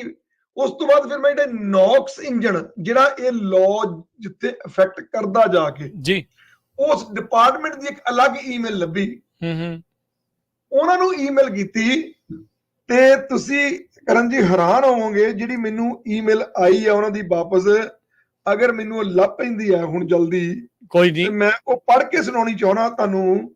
ਕੋਈ ਨਹੀਂ, 1 ਮਿੰਟ ਲਾਓ, ਲੱਭਣ ਨੂੰ ਲਾਓ ਤੁਸੀਂ, ਕੋਈ ਨਹੀਂ। 1 ਸੈਕਿੰਡ। ਪਰ ਇਹ ਬੜੀ ਅਜੀਬੋ-ਗਰੀਬ ਸਥਿਤੀ ਬਣੀ ਪਈ ਆ। ਲੋਕ ਕਲੀਨ ਟਰੱਕ ਨੂੰ ਦੇਖ ਕੇ ਜੇ 2025 ਵਾਲੇ ਇੰਜਨ ਲੈ ਰਹੇ ਆ, ਟਰੱਕ ਲੈ ਰਹੇ ਆ, ਜੋ ਇੱਥੇ ਕੰਪਲਾਇੰਟ ਸ਼ੋ ਹੋ ਰਹੇ ਆ ਕਲੀਨ ਟਰੱਕ ਵਾਲੇ ਤੇ, ਪਰ ਜਿੱਦਾਂ ਤੁਸੀਂ ਦੱਸ ਰਹੇ ਵੀ ਉਹਨਾਂ ਦੇ ਉਹ ਟਾਈਟਲ ਤੇ ਲਿਖਿਆ ਆ ਰਿਹਾ ਵੀ not to be registered in California. ਉਹਦੇ ਬਾਵਜੂਦ ਇਹ ਹੋ ਰਿਹਾ। DMV ਨੂੰ ਪਤਾ ਨਹੀਂ, ARB ਵਾਲਿਆਂ ਨੂੰ ਪਤਾ ਨਹੀਂ। ਸੋ ਇਹ ਬੜਾ ਭੰਬਲ ਭੂਸਾ ਹੈ। ਤੁਸੀਂ ਫਾਈਨ ਵੀ ਮੋਟਾ ਹੀ ਦੱਸਿਆ, $52,000 ਦਾ। ਜੀ, $52,000 ਦੀ ਪੈਨਲਟੀ ਹੈ। ਮੈਂ ਤੈਨੂੰ ਹੋਰ ਇੱਕ ਦੋ ਗੱਲਾਂ ਹੋਰ ਦੱਸਣੀਆਂ। ਮੈਂ ਕਹਿੰਦਾ ਵੀ ਇਹ ਗੱਲਾਂ ਨਾ ਬਹੁਤ ਜ਼ਰੂਰੀ ਸਾਹਮਣੇ ਆਉਣੀਆਂ ਜ਼ਰੂਰੀ ਹੈ। ਮੈਂ ਤੈਨੂੰ ਆ ਦੇਖੋ, ਮੈਨੂੰ ਕੱਲ ਜਿਹੜਾ ਉਸ ਨੌਕਸ ਇੰਜਨ ਡਿਪਾਰਟਮੈਂਟ ਤੋਂ ਜਿਹੜਾ ਇਸ ਲਾਅ ਨੂੰ ਜਿਹਨੇ ਇਹ ਲਾਅ ਬਣਾਇਆ ਕਿ $52,000 ਪੈਨਲਟੀ ਪੈਣੀ ਹੈ, ਉਹ ਮੈਨੂੰ ਲਿਖ ਕੇ ਕੱਲ ਇਹ ਭੇਜ ਰਿਹਾ ਕਿ hello Rajinder, thanks for bringing the issue to our attention. We are currently researching the issue and we will get back to you as soon as possible. Thank you for letting us know. ਠੀਕ ਹੈ ਜੀ। ਇਹਦਾ ਮਤਲਬ ਕਿ ਨੌਕਸ department ਨੂੰ ਵੀ ਇਹ ਗੱਲ ਪਤਾ ਨਹੀਂ ਕਿ DMV ਵੀ ਗਲਤ ਕਹੀ ਜਾਂਦੀ ਹੈ ਤੇ ਸਾਡਾ ARB ਡਿਪਾਰਟਮੈਂਟ ਵੀ ਗਲਤ ਕਹੀ ਜਾਂਦਾ। ਉਹ ਕਹਿੰਦੇ ਸਾਡੇ ਕੋਲ, ਸਾਨੂੰ ਇਹ ਗੱਲ ਪਤਾ ਹੀ ਨਹੀਂ ਵੀ ਇਸ਼ੂ ਇਹ ਗਲਤੀ ਵੀ ਹੋ ਰਹੀ ਹੈ। ਜੀ, ਆਪਸ ਵਿੱਚ ਡਿਪਾਰਟਮੈਂਟ ਦੀ ਕਮਿਊਨੀਕੇਸ਼ਨ ਏਡੀ ਮਾੜੀ ਹੈ। ਪਰ ਜਦੋਂ ਅਸੀਂ ਰਜਿਸਟਰਡ ਕਰਵਾ ਲਿਆ, ਬਹੁਤ ਸਾਰੇ ਏਜੰਟ ਇਹ ਗਲਤੀ ਕਰ ਰਹੇ ਆ, ਕਿਉਂਕਿ ਮੈਨੂੰ ਵੀ ਇਹ ਗੱਲ ਕੁਝ ਲੋਕ ਐਜ਼ ਏ ਮਿਹਣੇ ਵਜੋਂ ਮਾਰ ਰਹੇ ਆ ਕਿ ਤੇਰੇ ਕੋਲ ਤਾਂ ਹੋਇਆ ਨਹੀਂ, ਫਲਾਣੇ ਨੇ ਕਰਵਾਤਾ, ਰਾਈਟ। ਠੀਕ ਹੈ। ਕਿਉਂਕਿ ਮੈਨੂੰ ਪਤਾ ਹੈ ਕਿ ਏਡਾ ਵੱਡਾ ਨੁਕਸਾਨ ਜਿਹੜਾ ਹੈ ਉਹ ਬੰਦੇ ਕੋਲੋਂ ਝੱਲ ਨਹੀਂ ਹੋਣਾ। ਨਹੀਂ, ਕੱਲਾ 52,000 ਦਾ ਜੁਰਮਾਨਾ ਤੇ ਨਾਲੇ ਟਰੱਕ ਕ੍ਰਸ਼ ਕਰਨਾ। ਜੁਰਮਾਨਾ ਉਹ ਡੀਲਰ ਨੂੰ ਪੈਣਾ, ਉਹ ਡੀਲਰ ਨੂੰ ਪੈਣਾ ਜਿਹਨੇ ਵੇਚਿਆ। ਠੀਕ ਆ। ਔਰ ਡੀਲਰ ਤੁਹਾਨੂੰ ਮੁੜ ਕੇ ਉਹਦਾ ਲਾਅ ਸੂਟ ਕਰ ਸਕਦਾ, ਕਿਉਂਕਿ ਡੀਲਰ ਨੇ ਲਿਖ ਕੇ ਤੁਹਾਨੂੰ ਹੁੰਦਾ ਤੁਸੀਂ ਕੈਲੀਫੋਰਨੀਆ ਰਜਿਸਟਰ ਨਾ ਕਰਾਓ। ਹਾਂ, ਉਹਨੇ ਉੱਤੇ ਲਿਖਿਆ। ਬਿਲਕੁਲ, ਡੀਲਰ ਤੁਹਾਨੂੰ ਲਾਅ ਸੂਟ 'ਚ ਮੁੜ ਕੇ ਦੁਬਾਰਾ ਫਸਾ ਸਕਦਾ। ਹਾਂ, ਠੀਕ ਹੈ, ਠੀਕ ਆ। ਇਸ ਕਰਕੇ ਬਹੁਤ ਹੀ ਸਕੇਰੀ ਚੀਜ਼ ਹੈ। ਮੇਰੀ ਸਭ ਨੂੰ ਦਰਖਾਸਤ ਹੈ ਕਿ 25 ਮਾਡਲ ਟਰੱਕ ਜਦ ਤੱਕ ਇਹਦੇ ਬਾਰੇ ਕਲੈਰਿਟੀ ਨਹੀਂ ਆਉਂਦੀ, ਕਿਰਪਾ ਕਰੋ ਇਹਨੂੰ ਨਾ ਰਜਿਸਟਰ ਕਰਾਓ। ਜੇਕਰ ਕੋਈ ਏਜੰਟ ਗਲਤੀ ਕਰਦਾ, ਕੋਈ ਨਹੀਂ ਜੀ, ਮੈਂ ਤਾਂ ਕਰਵਾ ਦੂੰਗਾ, ਗੱਲ ਹੀ ਕੋਈ ਨਹੀਂ। ਤੇ ਇਹਨੂੰ ਬਹੁਤ ਹੀ ਸਿਆਣੀ ਗੱਲ ਨਾ ਸਮਝਾਵੇ, ਕਾਨੂੰਨ ਦੇ ਨਾਲ ਪੰਗਾ ਨਾ ਲਿਆ ਜਾਵੇ। ਮੈਂ ਇੱਕ ਗੱਲ ਦੀ ਛੋਟੀ ਤੁਹਾਡੇ ਨਾਲ ਗੱਲ ਕਰਕੇ ਗਾਂ ਤੁਰਨਾ ਕਿ ਮੇਰੇ ਕਲਾਇੰਟ ਹੈ ਬੇਰੀਏ ਤੋਂ, ਉਹਨਾਂ ਦੇ 4 ਟਰੱਕਾਂ ਦੀ ਜਿਹੜੇ ਸਮੋਕ ਦਾ ਜਿਹੜਾ ਜੋ ਇਹ ਸਾਰਾ ਸ਼ੁਰੂ ਹੋਇਆ ਪਿਛਲੇ 2-3 ਸਾਲ ਤੋਂ, ਉਹਨਾਂ ਨੂੰ 2021 ਵਿੱਚ ਉਹਨਾਂ ਦੇ ਪੋਰਟ ਤੇ ਟਰੱਕ ਚੱਲਦੇ ਸੀ, ਉਹਨਾਂ ਨੂੰ ਲੈਟਰ ਆਈ ਕਿ ਭਾਈ ਤੇਰੇ ਟਰੱਕ ਜਿਹੜੇ ਆ ਇਹਨਾਂ ਦੇ ਇੰਜਨ ਠੀਕ ਨਹੀਂ ਹੈ, ਸਾਨੂੰ ਇਹਨਾਂ ਬਾਰੇ ਸਮੋਕ ਟੈਸਟ ਕਰਵਾ ਕੇ ਭੇਜ। ਠੀਕ ਹੈ। ਉਹ ਲੈਟਰ ਉਹਨਾਂ ਨੂੰ ਮਿਲੀ ਨਹੀਂ। ਉਹਨਾਂ ਚੋਂ 3 ਟਰੱਕ ਉਹਨੇ ਵੇਚ ਦਿੱਤੇ 2000, ਕਿਉਂਕਿ 8-9 ਮਾਡਲ ਟਰੱਕ ਜਿਹੜੇ ਕੈਲੀਫੋਰਨੀਆ ਚੱਲਣੇ ਬੰਦ ਹੋਏ। ਜੀ, ਉਹਨਾਂ ਨੇ ਟਰੱਕ ਉਹ ਵੇਚ ਦਿੱਤੇ। ਦੁਬਾਰਾ ਉਹਨਾਂ ਨੂੰ ਪਿਛਲੇ ਮਹੀਨੇ ਲੈਟਰ ਆਈ ਹੈ, 4 ਟਰੱਕਾਂ ਉੱਤੇ ਜਿਹੜੀ ਪੈਨਲਟੀ ਪਈ ਹੈ ਰਾਜ ਜੀ, ਉਹ ਤੁਸੀਂ ਸੁਣ ਕੇ ਹੈਰਾਨ ਹੋ ਜਾਓਗੇ ਕਿ $3,68,000 ਪੈਨਲਟੀ ਹੈ। ਵਾਹਿਗੁਰੂ ਵਾਹਿਗੁਰੂ। $3,68,000। 4 ਟਰੱਕਾਂ ਦੀ ਟੋਟਲ ਕੰਪਨੀਆਂ ਨੂੰ, 5 ਟਰੱਕ ਸ਼ਾਇਦ ਉਹਨਾਂ ਕੋਲ ਅੱਜ ਕੱਲ, 3,68,000 ਦੀ ਪੈਨਲਟੀ ਆਈ ਆ। ਪਿਛਲੇ 1 ਮਹੀਨੇ ਤੋਂ ਸਾਡੀਆਂ ਦੌੜਾਂ ਲਗਾਤੀਆਂ ਉਸ ਲੈਟਰ ਨੇ। ਇੰਨਾ ਕੁਝ ਸਾਨੂੰ ਤਿਆਰ ਕਰਨਾ ਪਿਆ। ਉਹ ਪੁਰਾਣੇ ਸਾਰੇ ਪੇਪਰ ਵਰਕ ਲੱਭਣੇ ਪਏ, ਟਰੱਕ ਕਿਹਨੂੰ ਵੇਚੇ, ਕਿੱਥੋਂ ਵੇਚੇ, ਉਹਨਾਂ ਲੋਕਾਂ ਕੋਲ ਸਾਈਨ ਕਰਵਾਉਣੇ ਪਏ ਕਿ ਅਸੀਂ ਹਾਂ ਕਰਵਾਏ ਆ। ਉਹ ਸਾਰਾ ਕੁਝ ਬਣਾ ਕੇ ਜਦੋਂ ਭੇਜਿਆ ਤੇ ਕੱਲ ਸਾਨੂੰ ਹੁਣ ਲੈਟਰ ਵਾਪਸ ਆਈ ਆ। ਉਹ ਪੈਨਲਟੀ ਜਿਹੜੀ ਆ ਰਿਡਿਊਸ ਕਰਕੇ 1,000 ਤੇ ਆਈ ਆ ਵਾਪਸ। ਸੋ ਕਹਿਣ ਦਾ ਭਾਵ ਆ ਕਿ ਜਿਹੜੇ ਸਮੋਗ ਨਾਲ ਸੰਬੰਧਿਤ ਗੱਲ ਜਿਹੜੀ ਵੀ ਹੈ ਉਹਦੇ ਨਾਲ ਬਿਲਕੁਲ ਵੀ ਉਹਨੂੰ ਜਿਹੜਾ ਉਹ ਨਾ ਪੰਗਾ ਨਾ ਲਿਆ ਜਾਵੇ, ਉਹਦੇ ਉੱਤੇ ਬਿਲਕੁਲ ਸੀਰੀਅਸ ਇਹ ਜਿਹੜਾ ਇਹ ਮੁੱਦਾ ਆ। ਕਿਉਂਕਿ ਰੋਜੀ ਰੋਟੀ ਦਾ ਗਲਤ ਟਰੱਕ ਲੈ ਕੇ ਬਹਿ ਗਏ ਤਾਂ ਫਿਰ ਕੰਮ ਖਰਾਬ ਹੋ ਜਾਣਾ। ਬਿਲਕੁਲ ਜੀ, ਬਿਲਕੁਲ ਬੰਦੇ ਫਸ ਜਾਣਾ ਤੇ ਫਿਰ ਨਾ ਇੱਧਰ ਜੋਗਾ ਨਾ ਉੱਧਰ ਜੋਗਾ। ਤੇ ਜਦੋਂ ਤੁਸੀਂ ਗਲਤੀ ਕਰਤੀ ਨਾ, ਕਿਉਂਕਿ ਗਵਰਨਮੈਂਟ ਨੇ ਇਹ ਗੱਲ ਕਦੀ ਨਹੀਂ ਕਹਿਣੀ, ਅਸੀਂ ਗੱਲ ਨਹੀਂ ਕਹਿ ਸਕਦੇ ਕਿ ਡੀਐਮਪੀ ਨੇ ਕਿਉਂ ਰਜਿਸਟਰ ਕੀਤਾ। ਉਹ ਕਹਿਣਗੇ ਕਿ ਨਹੀਂ ਡੀਐਮਪੀ ਗਲਤੀ ਕਰਕੇ ਕੋਈ ਗੱਲ ਨਹੀਂ, ਡੀਐਮਪੀ ਨੂੰ ਅਸੀਂ ਅਲੱਗ ਪਨਿਸ਼ ਕਰਾਂਗੇ। ਤੁਸੀਂ ਸਾਹਮਣੇ ਆਓ ਪਹਿਲਾਂ, ਉਹਨਾਂ ਦੀ ਗਲਤੀ ਆ, ਡੀਐਮਪੀ ਨੂੰ ਪਨਿਸ਼ ਕਰਾਂਗੇ। ਹੁਣ ਡੀਐਮਪੀ ਨੂੰ ਅਗਰ ਉਹ ਕੋਈ ਨੋਟਿਸ ਜਾਰੀ ਕਰ ਵੀ ਦਿੰਦੇ ਆ, ਸਾਡਾ ਉਹ 'ਚ ਕੀ ਬੈਨੀਫਿਟ ਹੈ? ਉਹਨਾਂ ਕਹਿਣਾ ਤੁਸੀਂ ਵੀ ਗਲਤੀ ਕੀਤੀ ਹੈ, ਫਿਰ ਠੀਕ ਹੈ ਡੀਐਮਪੀ ਨੇ ਵੀ ਗਲਤੀ ਕੀਤੀ, ਡੀਐਮਪੀ ਨੂੰ ਅਸੀਂ ਆਪੇ ਸਿੱਜਾਂਗੇ। ਏਆਰਬੀ ਡਿਪਾਰਟਮੈਂਟ ਇੱਕ ਲੈਟਰ ਭੇਜ ਦੇਗਾ ਵੀ ਤੁਸੀਂ ਗਲਤੀ ਕੀਤੀ ਆ, ਉਹ ਗਲਤੀ ਮੰਨ ਲੈਣਗੇ, ਆਪਣੀ ਗੱਲ ਮੁੱਕ ਗਈ। ਪਰ ਸਾਡਾ ਟਰੱਕ ਜਿਹੜਾ ਉਹ 1.5-2 ਲੱਖ ਦਾ ਹੋ ਜਾਂਦਾ ਲੱਗਣਾ। ਬਿਲਕੁਲ, ਫਿਰ ਫਸ ਜਾਣਾ, ਫਿਰ ਕੰਮ ਬਹੁਤ ਔਖਾ, ਬਹੁਤ ਖਤਰਨਾਕ ਚੀਜ਼ ਹੈ। ਸਮੋਗ ਦੇ ਮਾਮਲੇ ਵਿੱਚ ਮੇਰੀ ਹਰ ਇੱਕ ਨੂੰ ਰਿਕੁਐਸਟ ਹੈ। ਔਰ ਇੱਕ ਗੱਲ ਮੈਂ ਹੋਰ ਕਹਿਣੀ ਚਾਹੁੰਦਾ ਕਿ ਜਿਹਨਾਂ ਸੱਜਣਾ ਨੇ ਵੀ ਆਪਣੇ ਜਿਹੜੇ ਆ ਡੈਫ ਜਾਂ ਡੀਪੀਐਫ ਜਿਨ੍ਹਾਂ ਨੂੰ ਉਹਨਾਂ ਨੇ ਬਾਈਪਾਸ ਕਰਵਾਇਆ ਆ, ਚਾਹੇ ਉਹ ਇਲੈਕਟ੍ਰੋਨਿਕਲੀ ਬਾਈਪਾਸ ਕਰਵਾਏ ਆ, ਚਾਹੇ ਉਹ ਸ਼ੇਕ ਮਾਰ ਕੇ ਵਾਪਸ ਕਰਵਾਏ ਆ, ਉਹਨਾਂ ਕੋਲ ਸਿਰਫ ਬਹੁਤ ਥੋੜਾ ਸਮਾਂ ਰਹਿ ਗਿਆ। ਉਹ ਟਰੱਕ ਹੁਣ ਕੈਲੀਫੋਰਨੀਆ ਚੱਲ ਨਹੀਂ ਸਕਦੇ। ਸੋ ਜੇ ਕੋਈ ਨਵਾਂ ਟਰੱਕ ਲੈਣ ਬਾਰੇ ਸੋਚ ਰਿਹਾ, ਫਿਰ ਉਹ ਕਿਹੜਾ, ਫਿਰ ਉਹ DD13 ਵਾਲੀ ਮੋਟਰ ਵਾਲਾ ਲਵੇ? ਜਾਂ ਤਾਂ ਉਹ DD13 ਮੋਟਰ ਲਵੇ ਅਗਰ ਉਹਨੇ ਫਰੇਟ ਲਾਈਨਰ ਲੈਣਾ ਹੈ, ਤੇ ਨਹੀਂ ਤਾਂ ਫਿਰ ਉਹ 24 ਜਾਂ ਉਸ ਤੋਂ ਥੱਲੇ ਵਾਲਾ ਮਾਡਲ।